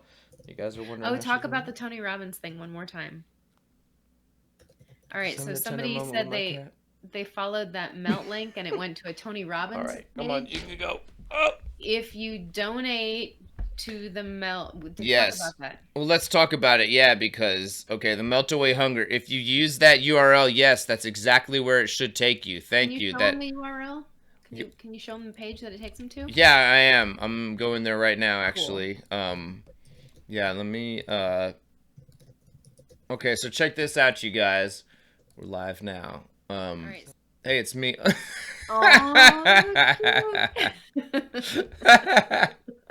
Okay, so anyways, okay, that link in the description, you guys, is where you should go after you go to mikemason.bigcartel.com and purchase one of those packs. No, I'm just kidding, but okay, so check it out. If you go to this, this is exactly where we want to be because Tony Robbins is matching the donations. And tonight and tomorrow still, see, if you read this fine print, during July 2019, Tony Robbins will provide an additional match enabling triple the impact for donations made through the 1 Billion Meals Challenge.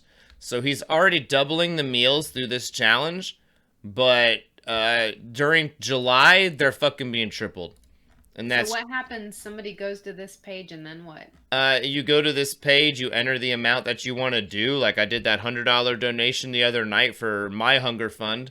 Right, and so then $5, which is one entry. Yeah, we did another 10. That was for my friend who had some trouble. She may have donated money to the wrong thing on accident, and it's whatever. So yeah, right. Yeah, yep. Shout outs to our friend. All right, so you fill in all that information, and then you hit the submit, and then they send you an email that says, yeah, exactly. And yeah, like I remember last week when I did that donation live and I was like waiting for the mail to show up. I was like, "Oh man, where's the homies?" It took 6 minutes. I looked later. Okay. Yeah, and that's reasonable-ish. Yeah, totally, like unless you're on a live show waiting for it. Yeah, like there's the one from last week or whatever, you know, it did show up eventually, and this is the email or whatever, and you scroll up, it'll have my personal information, but you guys get the idea. So this email will show up, and it's like, thank you for your gift and all that, and then you hit forward. Yeah, and then you forward that. I'll do it for myself. Hit forward to Glass Central Station at Gmail. Well, you get it, but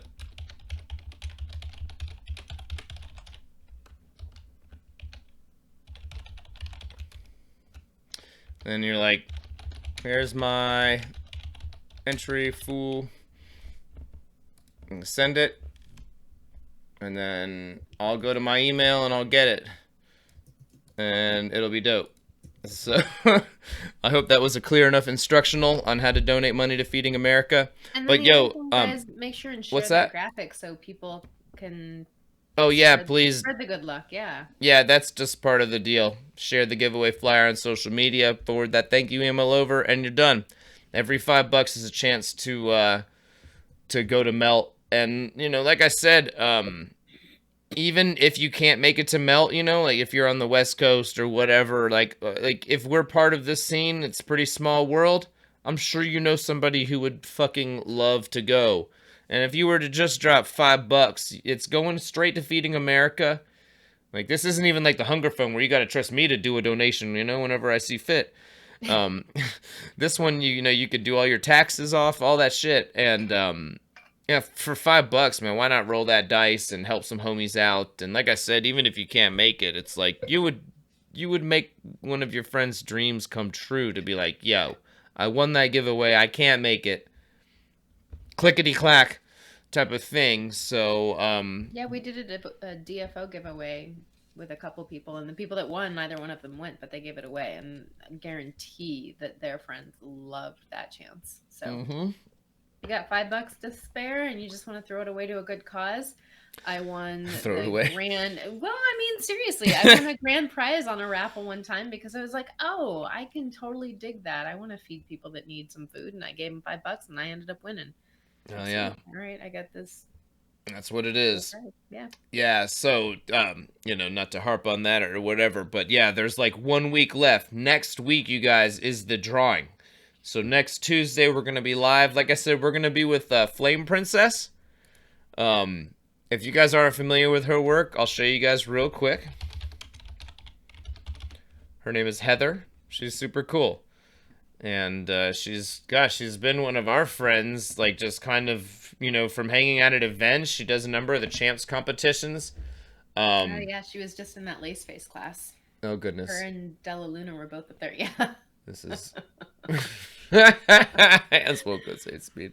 It's 105 degrees. Yeah. Boob sweat. Okay.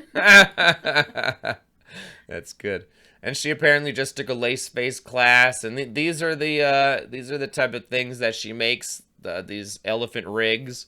This was from the champs submission where it was like hear no evil, see no evil, speak no evil, whatever. This is speak no evil. Speak no evil. This was so good. Anyways, yeah, this is what we'll be doing next week, and she'll be with us. Here she is, Heather, in all her glory. I think she got some new piercings before that photo. That was just showing. Yeah. We filmed this one, I think, out at Champs. Is that right now? Maybe no. Or that's what we're sharing next week, right? It was one that looked like it. No, the one that we filmed it was made with the pomegranate. Maybe we can find it if we look close enough. Look at this cutie. Oh, I love it. Little sprinkles. Yeah. What? So, guys, yeah, Heather will be joining us next week to narrate and talk to you guys about blowing glass and life. It looks similar to this. Yeah, that one looks like it. Yeah, Northstar pomegranate. So this could actually be the one of the ones from the demo, but it had like a flower and stuff on it too. Remember? Yeah, I don't know what that thing is. But yeah, I'm not certain that's the one. It's close. But it is. It's close. It's close. Just doesn't have the features. But you get the idea. Her work is really adorable. These elephants are quite popular, and it's been fun to. Yeah, part of the cool thing about Melt is the collab thing, because she had she did a collab with, I don't remember who, but there was like a jack-o'-lantern collab that she did, and there was a wood grain collab elephant that she did, so. Very cool. Here we go. She took a bronze in 2017, I guess. Maybe we've gone too far back. Whoa, look at this. She a bad bitch. No, wait. No, this is her piece in somebody else's garden. Okay. All right. Gotcha. No felonies for her. Hey, thanks, Norm. That's awesome. We already got someone that donated. That's great. Oh, that's fuck yeah. You're not automatically entered if you donate $5. You need to donate $5 or what is that, like 5 + 5 or 5 + 5 + 5 + 5? What is that? $5 or What's that? $5 or $5. What are you talking about? I lost donating, it right? Okay, $5 or $10 or $15. Every $5, yeah. Yeah, no, if you give $20, you'll have 4 different entries, and I'll give a quick explanation. Yes. This year, I mean, every year it's been the same way. I had make a spreadsheet with everybody's entries, and your number in the spreadsheet is your number in the random drawing. This year, I've actually just been telling people what their number is. So there's like no fucking mystery. When you send me when you forward that thank you email, I will then That's the key. So somebody asked, are you entered automatically if you donate $5? No. You have to send me your thank you email at glasscentralstation@gmail.com, and then you will get an email back from me, generally within 24 hours or 24 minutes, whatever. Depends when I check.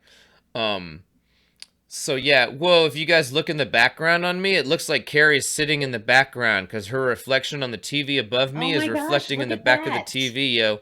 Sorry, that's just crazy, yo. It looks like she's a What? ghost hanging out in my fucking room. Ghost Carrie, and it's Whoa. like a Harry Potter image. Look at Carrie just hanging out in the picture All frame. right, sorry, I'm All right. dorking out. What were we talking about? Oh yeah. Melt and how to Okay, yeah, enter. the giveaway. You'll get an email back from me, and if anybody has donated and did not get an email back from me, that means like something's wrong. You should have gotten an email back from me, and I will tell you your exact numbers in the drawing, so you know exactly what number to wait for on next week. So that's how it goes. Share the flyer, and then just forward me that thank you email from Feeding America, and then I will reply and be like, "Yo, thank you for that shit. I got you on X number, and through the drawing, and then you'll know the deal." Yes, Mark, So and that's share the flyer. yeah, share the flyer, and that's it. So, excuse me. Yeah, pretty simple. But yeah, like you just need to send me that thing and you'll hear back. If you have not heard back, let me know. Like, please let me know. Like, you should get an email back within about 24 hours because I check it every day and I'm like, all right, here's the new entries. And then I let you know and you know your exact spots. So that's how it works. And then next week, everybody who has entered, will know exactly what number it is that they have in the drawing. And then we're going to clickety clack. And, the second it hits, somebody will know because it's a full spread. There's not going to be any empty spaces. There's none of that. It's going to be instantly either somebody viewing or I'll be able to look at the spreadsheet and congratulate the winner. And that'll be that. Somebody will be fucking going to melt. So, man, I can't wait. Melt is fucking awesome. I have a melt tattoo. It's just a beautiful experience. It's a beautiful camp. I don't know if any of you guys went to summer camp. I did. I either went to Boy Scout camp. I was like a Boy Scout for like all the years I did that whole fucking thing, and got all my merit badges, baby. And but then at a certain point, I was like, yeah, I want to go to the camp with girls. So they, I went to like real summer camp. You know what I mean? Like from I did whatever Red Cross year. camp. And Yeah, I don't know. it was boy and girl. Yeah, but it's like it's just a beautiful social experience with so much to do, and everybody's there, not worried about all the rigmarole of our lives. This is a good chance to relax and connect with people and create and just have a good ass time with like-minded homies. So I can't encourage you guys enough to go, whether you win a giveaway thing or not. It's like if you're close enough to get there and could possibly afford it, it's. Do you remember the details? What is it for a spectator ticket? A spectator is 900. And And it includes your cabin. it includes everything but your drugs. I mean, it's fucking, lunch, you know what I mean? Like and late night snacks. So like if you want to eat 4 times a day, it's definitely 4 times a day. yeah, no, I mean there's breakfast, lunch, dinner, and then a late night meal. The lineup is incredible. Phil Siegel, Itai, Brandon Martin, Kai Beck, Nico, Chaka, Cowboy, Phoenix And that's Fire. Just the people that are on that are headlining. There's all your peers are there too. Right. So you can totally hang out with them. If somebody that has a torch spot isn't using it, they can give it to somebody that just has a spectator spot. Like, so you can theoretically use somebody's torches, maybe, if you knew them, probably. Yeah. That Phoenix Fire, yo, she's on the lineup. Dominique. I remember that first year she was there making this like incredible dragon piece. I filmed her demo at the DFO, and that piece was pretty tremendous. Maybe I could give you guys a little sneak preview here. I'm not certain. Why not? If you're still with us, let me give you guys a little look at this fucking thing. Look at this fucking thing, you guys. Is this awesome or what? We see you, baby. What's that? Oh. Well, is this awesome or what? It's totally awesome. No, just kidding. Sorry. It's here, look at this. Yo, is that rig sick or what? Look at this piece. I know who to film, you know what I'm saying? Yeah, this is awesome. I've been a fan of her work really since like I guess maybe last year or even the year before. I remember the homies were like, "Yo, you got to go see what she's working on," and I walked over and it was just this really really awesome dragon piece that like it was really great. And ever since then, I've been tuned into her work. And so when I saw that she was doing a demo with the DFO, I was like, yeah, let's film this. You down? She was like, yeah, let's do that shit. And it was a really awesome piece. So that's Phoenix Fire. Dominique, that's just saw her on the lineup. Tim Kaisers, who you guys saw a couple weeks ago with the electroforming. So maybe we'll get like electroforming 2.0 where we could touch base with him for some updates. Let me just pop this up, in fact. Freaking Zariel Shore. You guys know who I'm talking about with Zariel Shore, right? Because I've filmed him quite a bit, to the point that he's pretty uncomfortable when I come around now. He's like, oh, not again. No, I'm just kidding. He's actually super, super kind. John Bridges, Dapo, Nathan Belmont, Josh Ford, Danny White. That's Ethan Windy. Don Chili, Firefly, Maddie White, Glass Routes. That's Kalen with the fucking soft glass truck. Jason fucking Howard this year. Damn. And Tim fucking Dreyer, you guys. Oh, wow. Awesome. Guys, this Drinkware Reinvented line is incredible. Karsten Carlisle, Ben Burton, Brendan Martin or whatever. Isn't it? Brandon Martin? No, that's Brendan not BMFT. BM, yeah. He makes the pizza pieces and shit.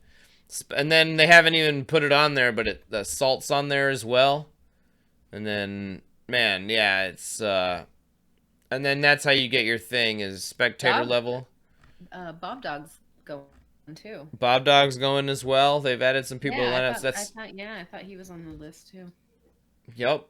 Yeah, you get cabin, hot showers, all that, fucking all your meals, everything, like the skate park, everything they've got at the camp. It's an awesome place. So, I can't speak highly enough of Melt. It's truly just like a super special experience. And man, I mean, there's not been a person yet who has been like, man, Mike, you were full of shit. You speak way too hard on Melt. Come on, man. No, everybody's like, fuck yeah, man. I'm glad you got me out here. Is, often what I hear type of thing. They say, you're a hero, Mike. Gosh, thank you. No, I'm just kidding. They don't say that, but you guys get the idea. Yeah, I mean, if by chance you're not on the torch the whole time, if you want to take a break, you get out on the lake, you can canoe, I think there's a beach and you could swim too. It's I don't know, it's a little cold for me, but in a boat, I'd yell about that. Carry the salesman. And then there's well, cold for me. A little cold for me, but there's the bonfire at night. Yeah. It goes pretty late, and like I said, if you're hungry at 3 a.m, there's late night food. Kevin's usually in charge of all that. There's always like parties too. Like Mike Rowe had like a cheese and wine party last year. Remember that shit was? Where were we? Maybe that was the year before then. If you don't remember that, because right. He had all this different wine. I mean, he's from like Wisconsin or whatever. You know what I'm saying? So he had all the cheeses and the wines out. And then like the homie Sean Gold, you guys, one of the organizers. Man, he just has one of the most amazing epic parties. Man, he usually brings out like a local catering company. They did the tacos last year, right? Woo! Vegan tacos too. Open bar. And most of you don't care about that, but yeah, it was the Melt is just lit, and it's like every night is a party, every day and evening is a chance to work and collaborate and have experiences with your homies. Yeah, shit, I didn't. He's asking if they improve the internet, if we can go live. I don't know if they. Well, here's the deal. It's not so much about like improving the internet. They've got fiber at the office. It's like there's the repeaters though, or you just don't get the highest quality thing there. And then the other thing is that like in order for me to go live like on my camera in the flame tent. Like on the phones probably like some fun runarounds and shit will do, but in terms of going live off the nice camera, it is just so much easier to move around and film without having to worry about that and then edit it later. During the competitions last year, What's that? White chocolate competition. Did we go live during that? I don't remember. No, we didn't go live. We just filmed it. Okay, all right. Yeah, that was like the Mel had their own little competition thing that was really cool. There's actually quite a bit of footage of that we haven't even put out yet. I don't know if it's. Do that before Melt. I don't know if it's. Have anything to do, but. What's that? I said we should try and do that before melt. Not that you have anything to do. Right. Yeah. I don't know. You don't have anything else to edit, right? Oh. Yeah. No. Yeah. I don't know exactly where that competition footage is all sorted Maybe into we right can share now, it or next week since we're doing the giveaway and all of that stuff. right? We could. Share a little bit of the competition and Team White Chocolate. Yep. Team White Chocolate. They were the ones. Yeah, but I don't Is know that where Maddie where and Kai? that was. Maddie White and Kai Beck. Yes. Yeah. Yeah, you know, I don't really know where all that footage is sorted out to. So yeah, you guys have until next week to get your entries in. Yeah. Next Tuesday Anyways, night, exactly. Yeah. 11 p.m. ish is the start of the show, and the giveaway won't be till the end of the show. Well, here it is actually. Kai Beck and Maddie White competition footage. I don't even know what's Oh. happening here. Do you guys? Is anybody still with us? Do you guys want to watch some random people. competition footage? There's like 60 plus people hanging out. You guys still like? I don't know what there's. Like let's just throw it up. See what it is. Let's see what it be. Yeah. Yeah, there's like music. I don't want to deal with that. Okay. Can you mute it? We can talk over it, or It's muted now. Oh, what are they doing? Oh, that's like a team. Oh, look at this. It's like a team seal. Look at this. They're having to do a seal together. This is good. Yes, that's a good one. Put that up. Oh, it's not up? No. Oh, I'm sorry, guys. Well, I know you had to review it first. I did have to review it first. Okay, so here we are, Team White Chocolate. We're at Melt. Right, this is right. So Carrie filmed this, or set a camera there. One hand each, and there was some. Maybe Maddie didn't violate that rule a little bit, but I'll let you guys. Some people wondering exciting factor. No. Oregon Country Fair on staff at the Oregon Country Fair. That's not so surprising. Well, that's probably just found that at the thrift store. Yeah. No, I don't know. Who knows?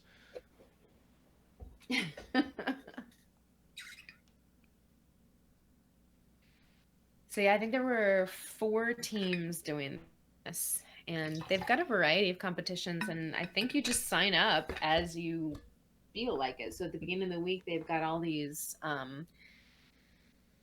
I want to say divisions, like posters with the sign up on there, you know, and you choose a category. If you need a teammate, you sign up. And Maddie kind of finished it himself there. We're forever catching sketchy moments here. Oh, it's all total sketch. Yeah. All right, here we go. Oh. It doesn't look so bad, really. Oh, give it a pull. Give it a tug. No, it's pretty sweet. They did a really good job.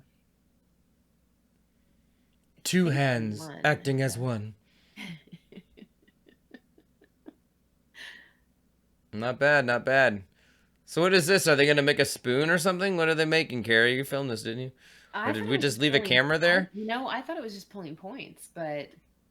And you know what? I think I was sharing because I was on the phone too, so this could be Joaquin that's filming, even. I don't know. The camera just looks like it's sitting here, so I'm going to guess Joaquin. No, I'm just kidding. Well, no, there was a tripod, so I know that we had the second tripod, and I had my phone too, so I know somebody was there and said they'd help out. Filming team go. Yeah.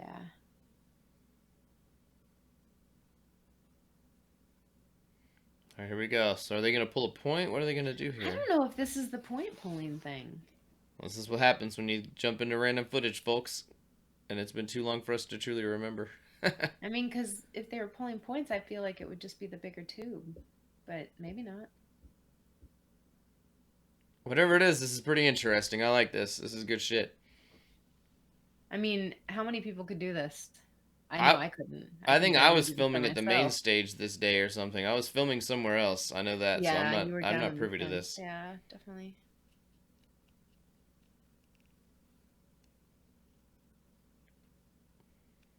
All right, they're coming up with their strategy.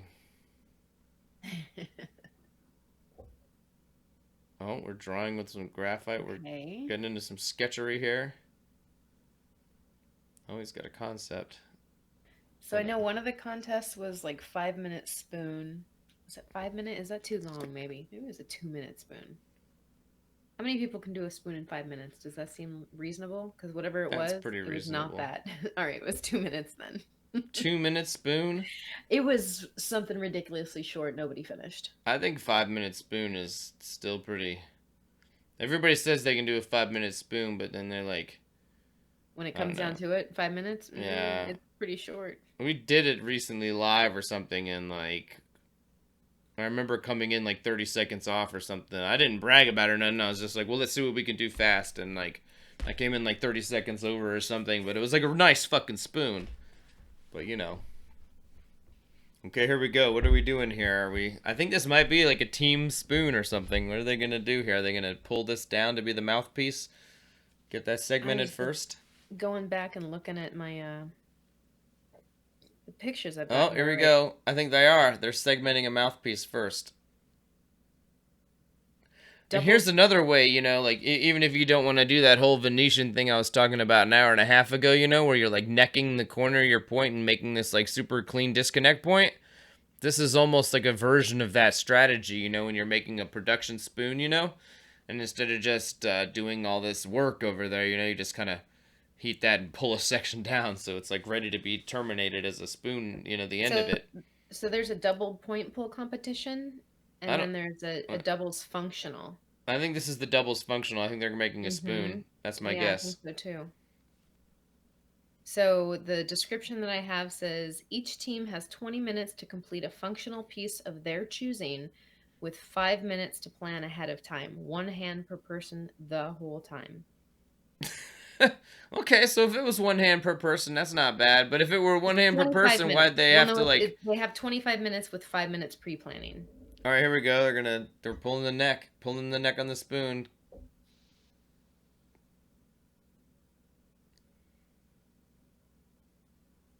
I don't know if they heated up enough glass for that, but that's okay. You see Maddie scolding him. That sounds about right. All right, I'm grabbing another beer, folks. I'll be right back. Carrie, tell them what it be. Okay, yeah. So yeah, if you guys are still hanging out, and wow, 52 likes and 58 people watching, that's amazing. Thank you, everybody. But yeah, don't forget to hit that subscribe button so you don't miss the party. Hope we see you at Melt. We're going to be at FAM in a couple of weeks. That's going to be fun too. That'll be a fun new show to see what the new management, I guess. It's not really new management, but it's kind of like the old show that was up there. It's just been a new set of dates, and also the ABR, I think, is headed up the FAM show, and we'll see what that's going to be like. And there's going to be a flame off up there. Yeah, these guys are a crack up. The punny pull, or the is that what I said? The point pull. That one was really entertaining to watch Maddie direct. Mike, there are 52 likes and 59 people watching. Wow. That's insane. Thanks for sticking with us, homies. Right? We do have fun. So the other competitions that they had were... Something happened here to focus. Punty ball. It was a double. So these are the doubles games. Punty ball. Below 50 millimeter ball, cold seal punty as many times as you can. Switch off between each cold seal. As soon as it fails or breaks completely, the team must restart. Okay, there we go. Look at that. Team Maria push there. It looks like we lost focus. This is what happens when you're trying to film things with 3 people that aren't there. And, but yeah, look at that. Okay, they're removing the material for the bowl. That's crazy that they pushed a Maria together. Nice. That's true teamwork. There was also a longest stringer competition. Doubles. Maddie. Look at us. Yeah. Team White Chocolate. And then the double point pull in this one, the double functional. Oh, switch off sculpture. There was a switch off sculpture. All right.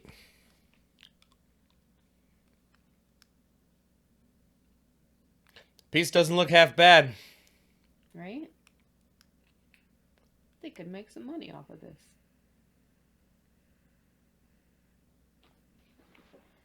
I don't know if you guys are interested in the singles competitions.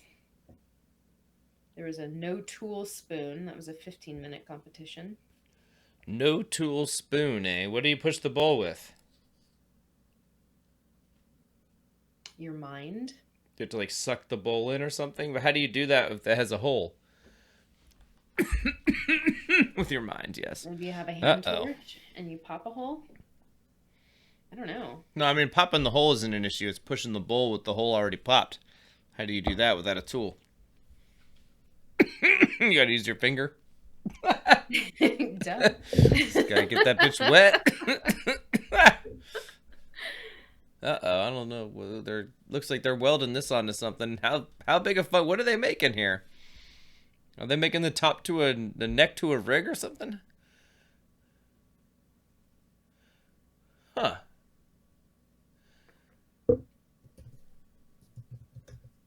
Well, this is exciting. This was not what I expected to be doing at the end of this episode, but it's fucking completely random and awesome. This is what it is. It's like, yeah, let's pull up that footage. Why not? We've got it. Yeah, okay. You know what? It was a 5-minute spoon competition. Singles was a 5-minute spoon. That definitely wasn't no spoon. I mean, shit. I don't know. Well, no, it's a singles competition. Yeah. You could smoke something out of that, but it ain't weed. You know what I'm saying?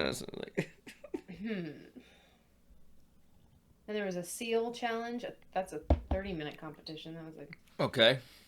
Each competitor is given enough glass to create a singular piece that includes one of each of the following seals. Wow. So there's a side seal, a straight seal, a double seal / bypass, ring seal, Jesus seals. Right? Is that right? A Jesus seal, sure. And it's pronounced Jesus, but all right. Okay, Jesus seal. I'm just playing. Arrangement doesn't matter. Get creative. Was the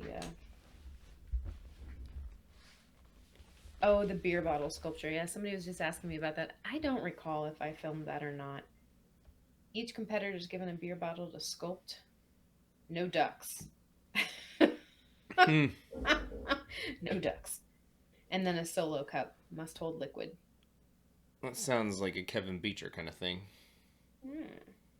30-minute competition there.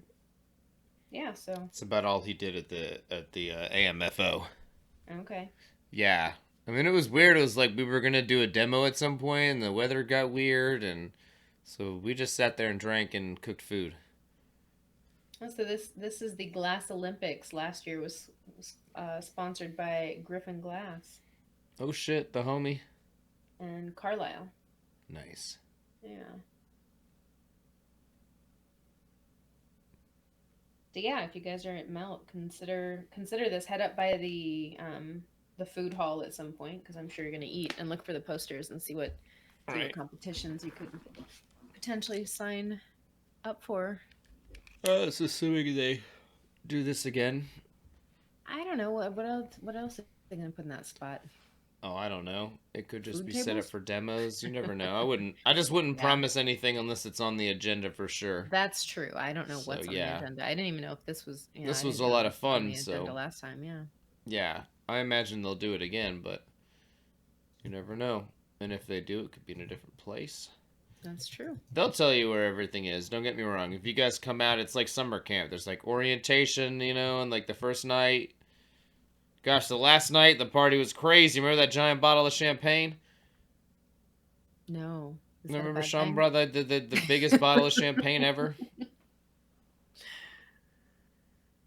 Maybe I had a good time. That big gold bottle, remember? And then...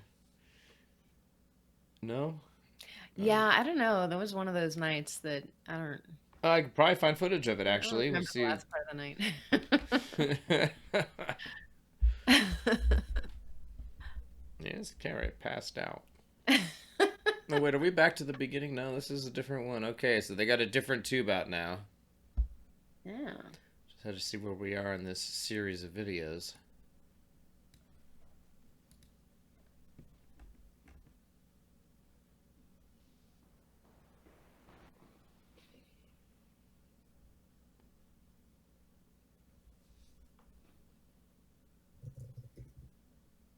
right, all right. We've handled up to another blank. It's going down.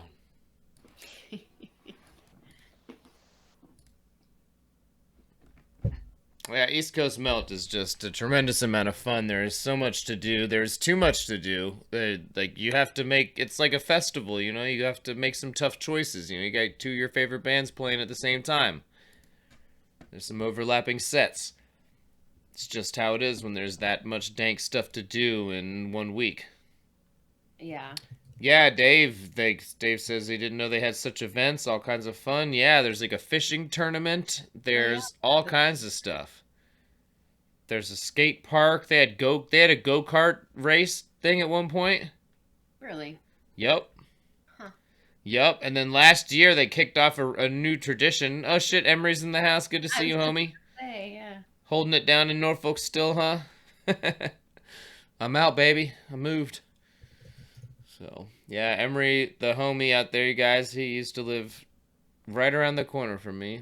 I wish we got to Blue Glass more often, man. But, God, my life is crazy with all this traveling and such. And then I get home and it's like the glass blowing has been very purpose-driven the past few years. Even now, those canes, those are the first two things that I've gotten to melt since I moved. And it was because I had to, you know, fulfill these subscription packs. And, you know, it is what it is. It's great to have homies who can keep me on the torch like that. But yeah, it's like, gosh, I kind of miss the days when things were a little more random, you know, and it's just like, let's melt some glass with the boys. And I'll be hanging out with friends with torches, and they're like, yo, let's just melt something. I'm like, all right, I'll get the camera. And like, no, let's just melt something. It's like, oh, okay, I guess. No, I'm just kidding. It's not like that. But it's just, you know, it's nice to just be able to kick back and relax. And that's really what melt is in so many ways. Not for me, but, you know. Oh, shit, Doc in the house. Good to see you, brother. Yeah, dude. Doc, I think you would have a beautiful time at this, man. Bring out some fucking shine, and, dude, you'd be in heaven. There's, speaking of the fishing tournament, that's Steven Geller. He's, I think he won that last year, or ran it. I can't remember. He's the man with the fishing, though. And, gosh, his work's incredible. His sculptural work lately is, like, through the roof awesome. Got that Roadrunner Boro Derby car that he made. Freaking sweet as shit. Just too cool. Oh, hey, speaking of artists wearing GoPro, that dude next to us is wearing a GoPro. I know, right? Yeah. Need that footage. Right? Let me get that footy, baby.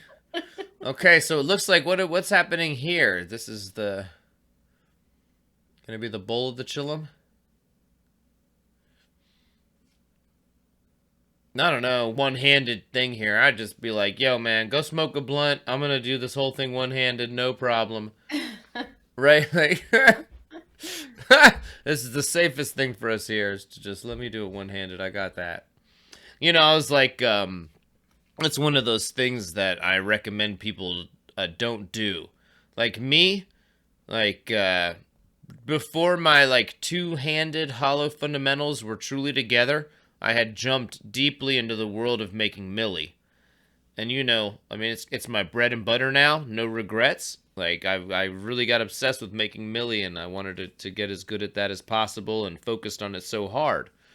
But what I did wrong there in my mind is that I didn't, like let's say if I were to spend a whole day doing milli, I should have spent 20 minutes, like doing some hollow work with both of my hands on a point. You know, because whatever feel I'd started to develop in the beginning, like, it didn't develop until later when I spent months doing a bunch of hollow work and really took my time to focus on that again. And I recommend it's like, you have to avoid the allure of working. I think it's like working offhand is what it's called, I believe. Like, where you're working with just one hand, you know? I guess you're working off of your hand, right? Not like off of, like, two punnies. But, like, I recommend people resist that strongly, because the sooner you get both of your hands talking together, you know, to the point where you can, like, pull a point and make a blow out a bubble with it, and then condense that bubble back, and then repeat that process over and over again, or then even shape it out to something with two hands, you know, and get that timing down, and to where you can blow out a bubble with you know, all of that with two hands on the glass. The faster you can do that, the better. Like, in my mind, if you want to consider yourself a complete glass artist, you need to be able to have two hands on the glass and work it properly. Like, unless you do all solid work, there's some people who never even touch hot glass and they're glass workers. But if you want to be like a true flame worker and you really want to have control, work with two hands. But you know, I was on that crutch in the beginning, and it's like I feel like I could do so many things one-handed like so well that I might even still today struggle to do with two hands. But you know, you really should force yourself through that and get to the point where you can always work on two hands, and I think it just makes you a fundamentally more sound glass artist. Hey, you mentioned offhand blowing, right? Yeah, yeah, right. Well, that's how I've always been associated, or I've always associated that with like furnace glass. Yeah, right. I just don't want you to set the gospel here or anything. Okay, well, let me see. There's an article on Wise Geek. I don't know if this is actually relevant enough, but what? Hold on. Did you know black cat? What? More chickens than people in the world? What? We got cool facts. I'm sorry to interrupt the making of the. They're making a bubbler now. I can tell. Butterflies taste with their feet? No way. Yes. This is crazy. That's true. I do remember. Lightning strikes Earth about 8 million times a day. It just keeps playing facts. Is this going to turn into an ad? Because whatever it is, I'll probably buy it. Oh no. Whether you walk or run, you burn about 100 calories per mile. Dolphins sleep with one eye open. Better to see the sharks with. Humans are born with 300 bones, but since many fuse together, adults only have 206 bones. What? Turtles can breathe through their rear ends. I swear to God it says that. A flea can jump about 130 times its height. That's like a person jumping over the Gateway Arch in St. Louis. The brain is only about 2% of a person's body mass, but requires about 20% of its oxygen and calories. Okay, this... Look at that beautiful bowl push. Wow, nice. It's an interesting looking piece there. I'm not sure. Aggressive bowl there, yeah. I don't know what's going to happen here, but...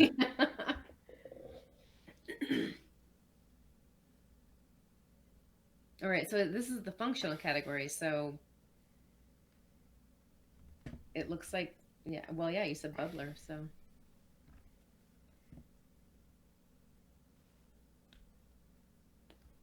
Well, that's what it looks like. Yeah, actually, when I had been blowing glass in the furnace, I didn't hear of furnace glasses being called offhand, but apparently... Yeah, I don't know where I picked that up. I could be completely insane with it. But I just consider called... I always was told the term meant, like, you know, when you're... In terms of flame working, was working with one hand, but... Look at that, somebody's on the camera. Ooh, there's a crack. Exciting. Yeah. Look, somebody's on the camera. Well, this was chilling in this pretty stationary spot. I know exactly what you were talking about. It moved. Okay, but now they're gone again.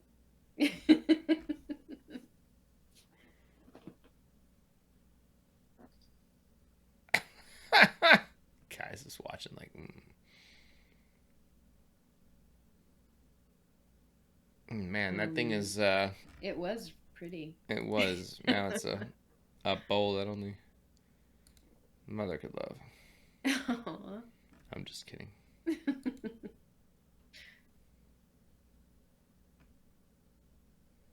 I was like, well, this piece looks good. Ready?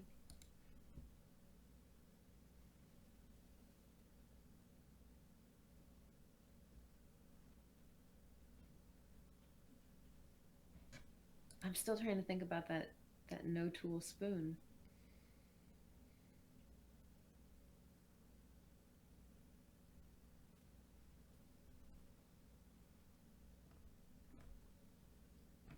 Huh? Oh, that was it. We've reached the end of that segment. There's like 18 videos in here, you guys. Look, we can just keep going. See the end of this one? What happened here? Oh, the rest of the teams. Camera angle switched. Yeah. So who else is in there? I don't know. Is that Gonzo? That's Decon. Is that Doug. Dog down at the end? In the red? I don't know. It doesn't look Looks him. like him, but That's Pipes from the Forest. Yeah, I have an awesome thing of him at Champs doing a gumball rig. Okay. Maddie hyping the crowd. Okay, here we go.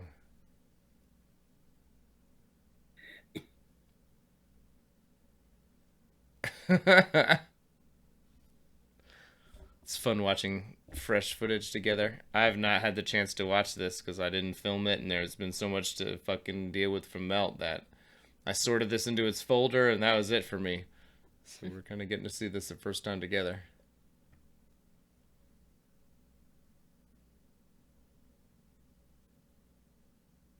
Wait, he has two hands on that glass. What's going on? I was just gonna say I think I don't understand why, but that was the next file, but it does appear to have changed to another competition. All right. Oh wait, they're not ordered right. What? How are they sorted? Oh, they're sorted by size. Let me sort them bitches by name. Trying to figure out what competition that might be.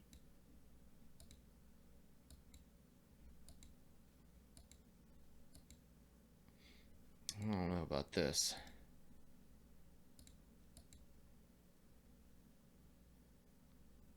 Switch off sculpture is what it could be. Well. Otherwise, it's a punty ball. But. What are we watching? The video from 905? It could be a punty ball. 1905? Okay. So the punty this is the very first one. Hey, there you are. There's Carrie. Oh, hey, look at that. Me in my Arrested Development shirt. So the punty ball, you have to blow a 50mm ball and then cold seal a punty as many times as you can and switch off between each cold seal. So were we live to like torch talk during this or something? Or? I think we might have been. Okay, I gotcha. That makes sense. So somebody has already seen this. I don't know. Crazy. Possibly, but not very many. We're too good to you. You think that's the punny ball? I have no idea. This is all news to me. Oh, those other ones don't look like punny balls, though. I don't know what this is. All this talk of balls. I don't know. Oh. Yeah. Either that or the switch off sculpture, because I think those are the only two where you could actually use two hands. Okay. Well let's start fresh on another one. Yeah. Whoops. Oh, see what Carrie's really doing over here. Yeah, no, I'm looking at the pictures. Hey, there's Patty. There's Patty and Joe, the fucking homies. Yeah, there's even Will in the background.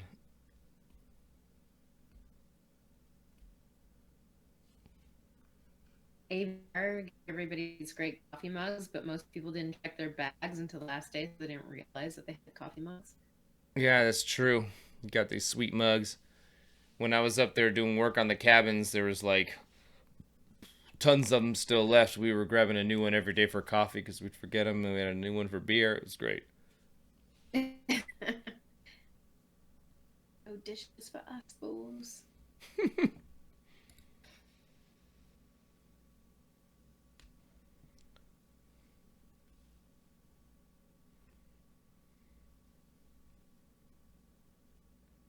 I'm getting all sorts of FYIs in the chat. The massage. Oh, yeah. Okay. Mark Mayer says, FYI, according to literature close by, there are two types of glass blowing: offhand and lamp working. Yeah, I'm not sure where I got that term from. Okay. But. And then Trevor O says, FYI, Arrested Development directors just made that small indie film recently, Avengers Endgame. So, something for Arrested Development fans to check out. Directed by Anthony Russo?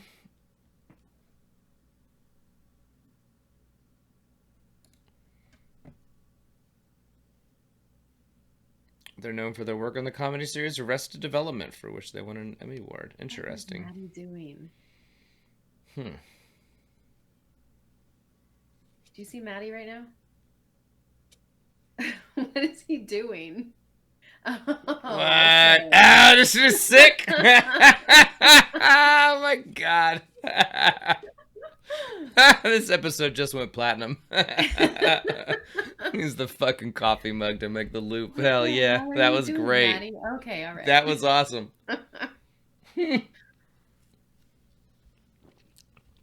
That was legitimately cool. Hell yeah, I'm glad we just got to watch that. Fuck yes. Woo.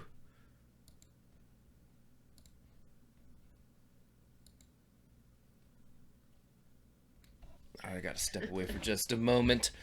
Entertain the masses, Carrie. Yes, yes. I've been thinking about stepping away for a moment too. So I'm thinking this is the doubles sculptural. So I'm not sure. I think they've each got like a set time where they hype the crowd or work the torch, as demonstrated by Maddie there. And I don't remember what any of the sculptures are. It's been far too long, so this is all new to me too. So switch off sculpture. Each team will collaborate on a sculpture of their choosing by switching hands every 5 minutes. So every 5 minutes they gotta switch it up. One person starts and then hands it off to the next partner until the time is up.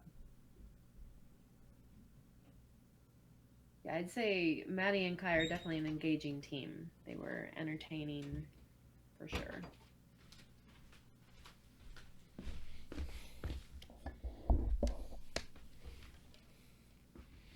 All right, I'm back. Back in this. Coming. Oh, whoa! We heard you coming. It's back on the thing. I guess.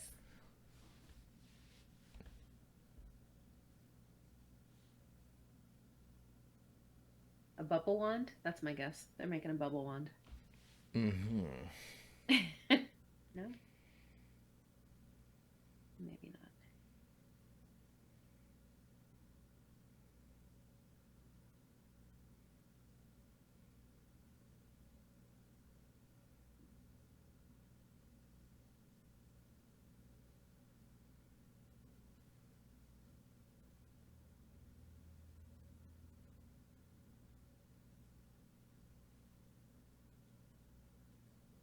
Man, was that a national torch they're using there? I don't know. I've been looking at that, trying to figure it out. I think it's a national 8M. I could be wrong. Let me Google that, see what's up. All right, well, it's my time to take a break now. Yes. Entertain them, darling. Yeah, it's a national 8M, but it's got a top-mounted hand torch as well.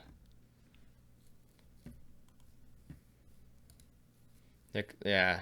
All right, check it out. They got the combo surface mix. That torch, the bottom part of it is 173.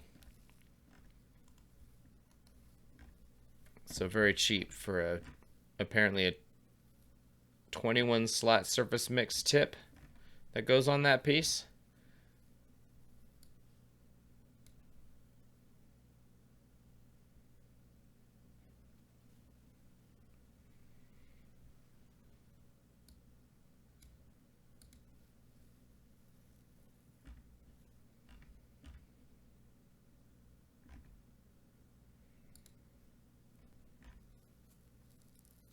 So yeah, it looks to be like the 8M. Okay, here we go. They've got a national 8R rider.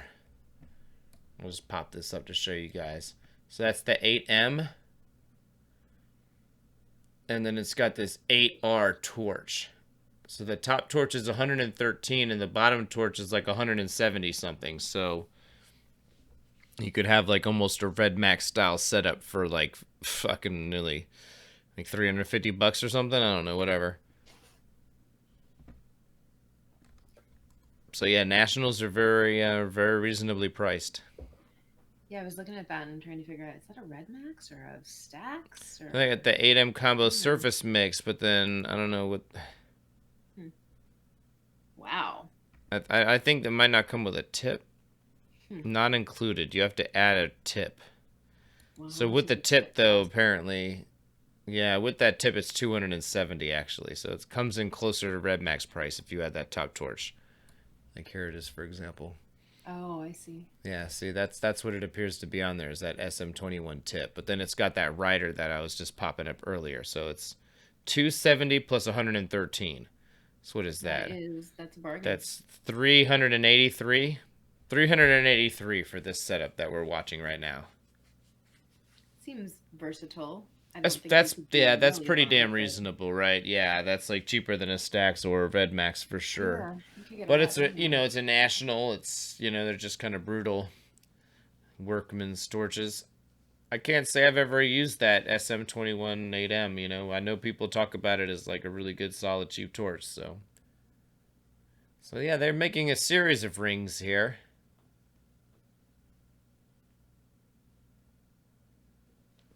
The nice melt shirts in the background there. Right. I'm tempted to like skip ahead and see what happens here. Like, guesses are they're going to continue to make rings. Right. Watch Maddie make a ring for 5 minutes, or do we? Good call and skip ahead. Yeah, it's just going to even that ring out. I'm going to make a ring. It's going to be ringy.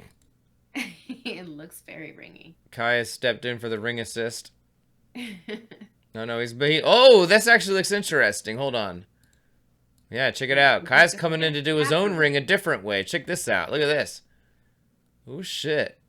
He looks like he's making a hook, and then Maddie was picking up another ring to maybe insert into maybe. The hook. Or he's just curling it around to make a small ring, because they have to do rings at different scales or something. Well, that's what I was thinking. He's going to... What I thought was happening was Maddie was going to pick up that other one, stick it in there, and he was going to keep curling it around. Right, here comes the ring. Maybe he's just using it for scale.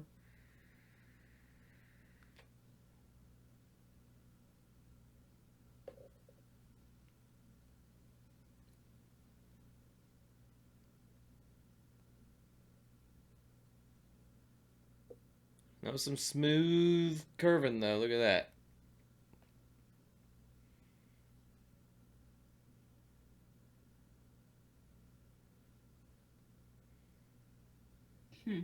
Nina said it's leaking gas. Anyone see that? What do you mean, where? I don't know, maybe the top torch? I don't know. I don't. Yeah.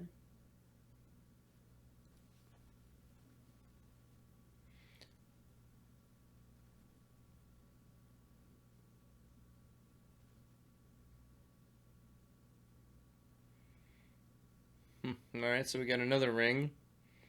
We've now seen 3 different ways to make rings. Ring 3.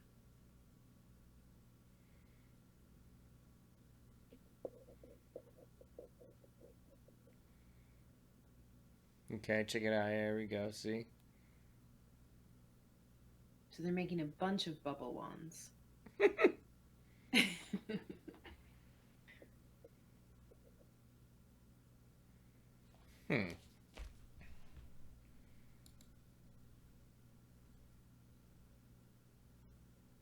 Okay, it's got a post. Oh, 3 posts. Oh. Pyramid of rings? Mm-hmm. Alright, so what kind of a sculpture could this be then?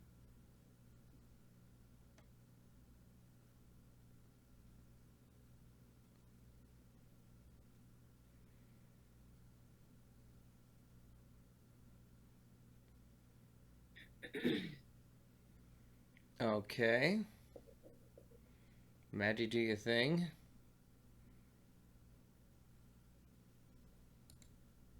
And he's so intense he's out of focus.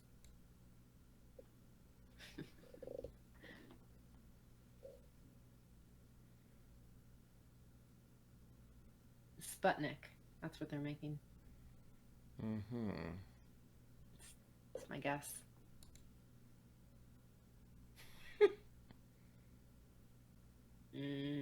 Till now. Just opened up a ring, huh? Yep.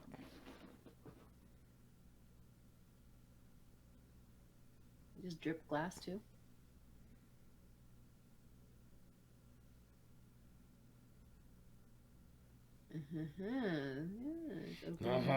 Close it again. So this is like, that's how you would open a ring if you were doing like using jump rings, like silver jump rings or something. Make your ring and then pull it apart for like chainmail or whatever, you know. Make your ring and then you pull it apart and then you put it back together. Metalworking technique. Oh, I mean, duh. I work metal all the time, God. Mm-hmm. Exactly. Oh, I think I see what they're talking about now. So if you look at the torch head, right where the skinnier part meets the fatter part, there's a little bit of a flame.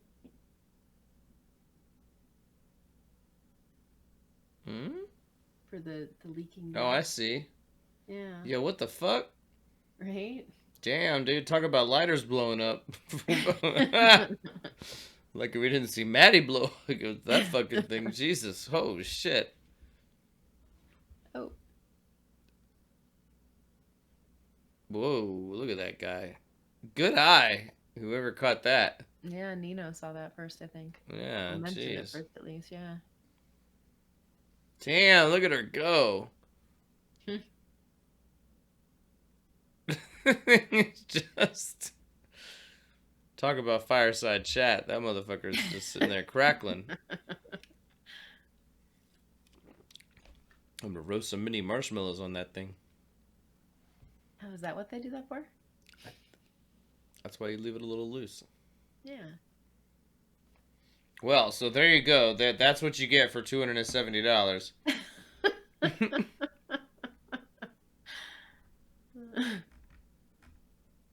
right, so now they got a ring on there. Still unsure. It's not the Sputnik. Looks ringy. Looks ringy. Damn, we're just gonna check it out too. Here's our sculpture. Like, yo, what? This ring is wild, son. Stephen Geller's like, nah, Playboy. Look at this ring. Maddie just has to make up an appropriate story for it, you know. Artisan okay. Story. Oh, hi. Hello. Hello. All right, let's see what else we got here. Oh, here we go. Here's another significant segment. If this is what we're doing, then let's just keep fucking doing it. All right, this isn't the one we already watched, though, is it? It doesn't look like Point Pole. Yeah, that's the one we already watched. This one, really? No, are you sure? Yeah, we watched this one. That's functional. Oh, yeah, you're right. Okay. Yeah. Okay, so this is... Okay. Try to find the Point Pole one, because that one was actually really funny. Well, we already put that one up. That's a whole video online. Oh, did we? Yeah, I put that one up. Okay, here's where the thing continued. Oh, here we go. It's about to become a bubbler.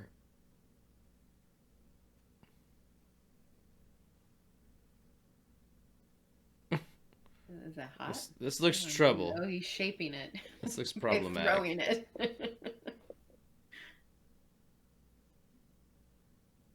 Ooh, yeah.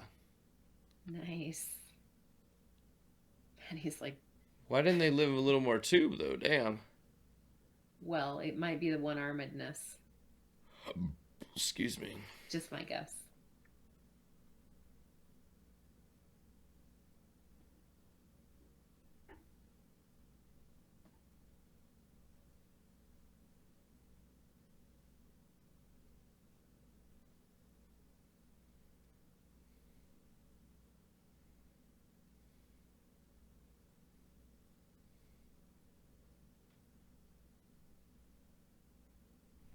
All right, I want to see how much he can smooth this thing out. I'm actually pretty interested right now.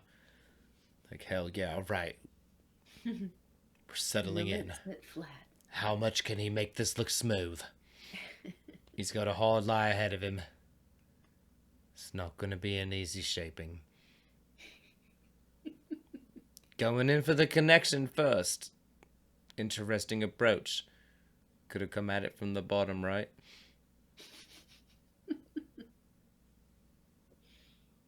Yes. He could have hit that from the bottom. He could have hit it from the bottom, eh? Right, a little suggestive, eh?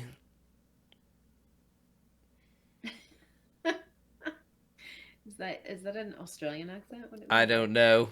I just know that birds like you make the world go round. Oh, you.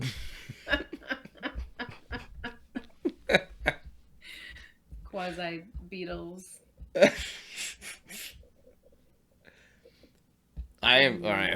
All right, let's see what's going on here, though. Oh, coming in for the assist, giving him some air pressure. All right, look, slowly turning into a. It looks like it might actually be functional. Yeah.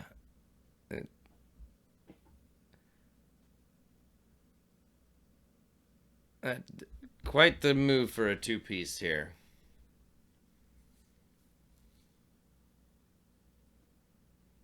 Ooh, look at that.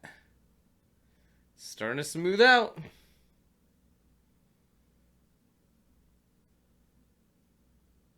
Were there prizes for this or just like I think there were. Rights?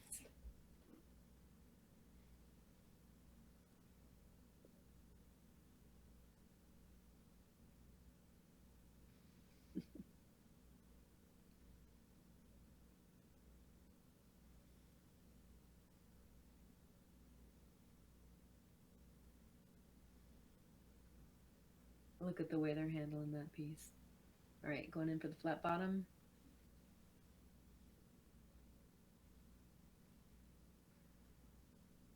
Holding my breath.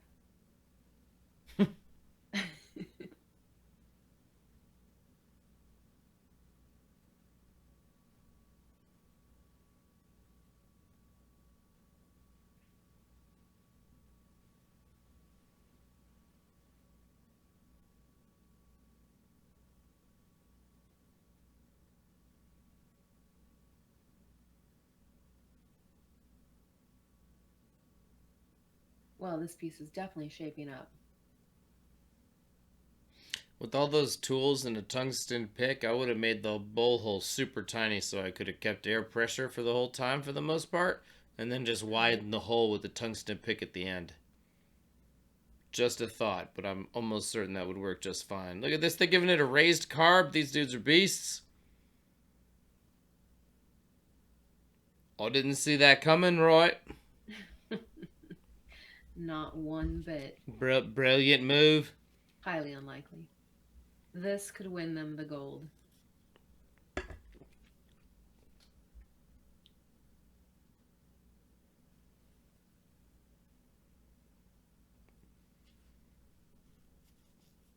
Here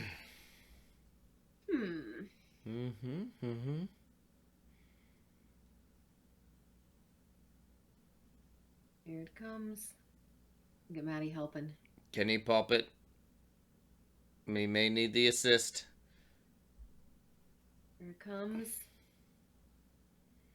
Pop that bubble. Oh, yeah.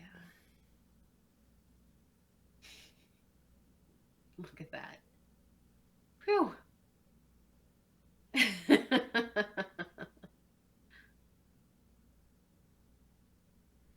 Hell yeah. All right. Nice.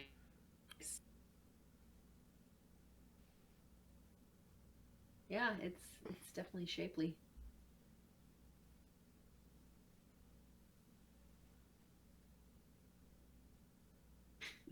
Aw. There it is.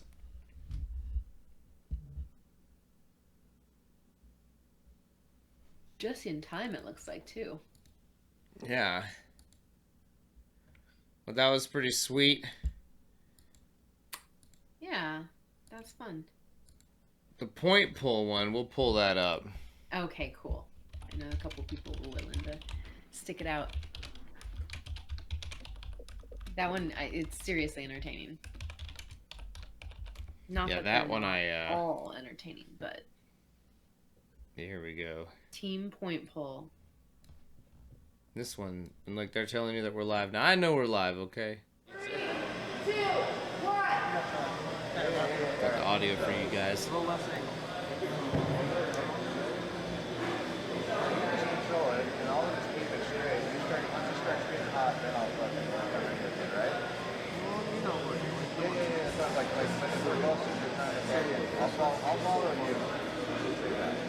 It's like they're like, no, I'm right now.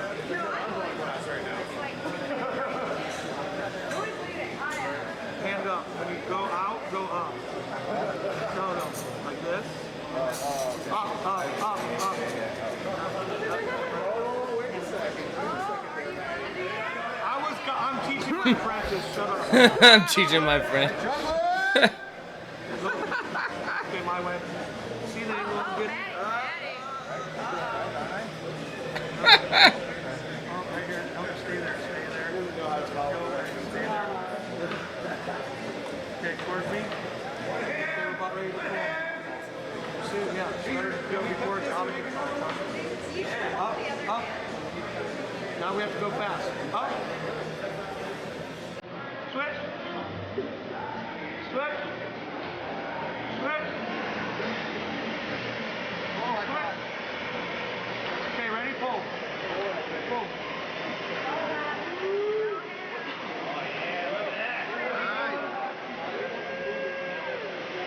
In 1995 in the house. Oh, spin. Keep spinning straight as nice as point, bro. We're good. Do we cut it? Do we cut it? Do we cut it into two? Why? We always cut it into two. We already cut it. Okay. That's good. Nope, go straight down. Dude, I know people with two hands can't do that. I know people with two hands. That's the truth. Dude, that's fire right there. Look at how straight that is. Shotgun, you like quality. Dude, look at it. You did good. I'm so proud of you. I'm pretty proud of you. Thanks.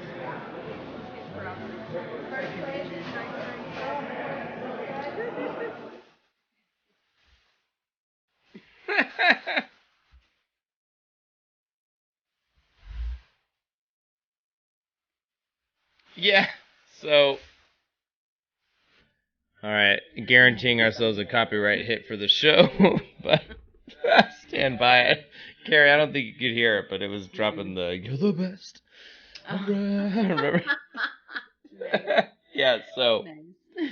Yeah. Well, I think that could be as good a place as any to bid you guys good night. Homies, thanks so much to everybody who tuned in. Like I was saying earlier, this fucking party is such a positive thing. I appreciate you guys being here, making this glassy thing possible every week. Like I said, next week we're doing this giveaway. We got shows pretty much up until we leave for FAM, and then I think even when we get back, I don't think we're gonna miss a beat here for some time. So this party is not stopping. I appreciate y'all being here, making it fucking awesome. I appreciate you being here, Carrie. Oh, Mike, thank you. You're fucking awesome. Next week, we're going to appreciate Heather being here with us. Yes, we will. Too, by the way. Thank you. Wow, thank you. Wow, yeah, so definitely tune in next week. Get your tickets for the melt giveaway. Yeah, guys, don't sleep on that. Because that's the grand prize for this excellent experience at the melt camp. Yeah, that it is. Well, hell yeah, guys. Thanks so much to everybody who tuned in. I really appreciate y'all. I hope y'all have a great rest of your week. And until we talk again, much love.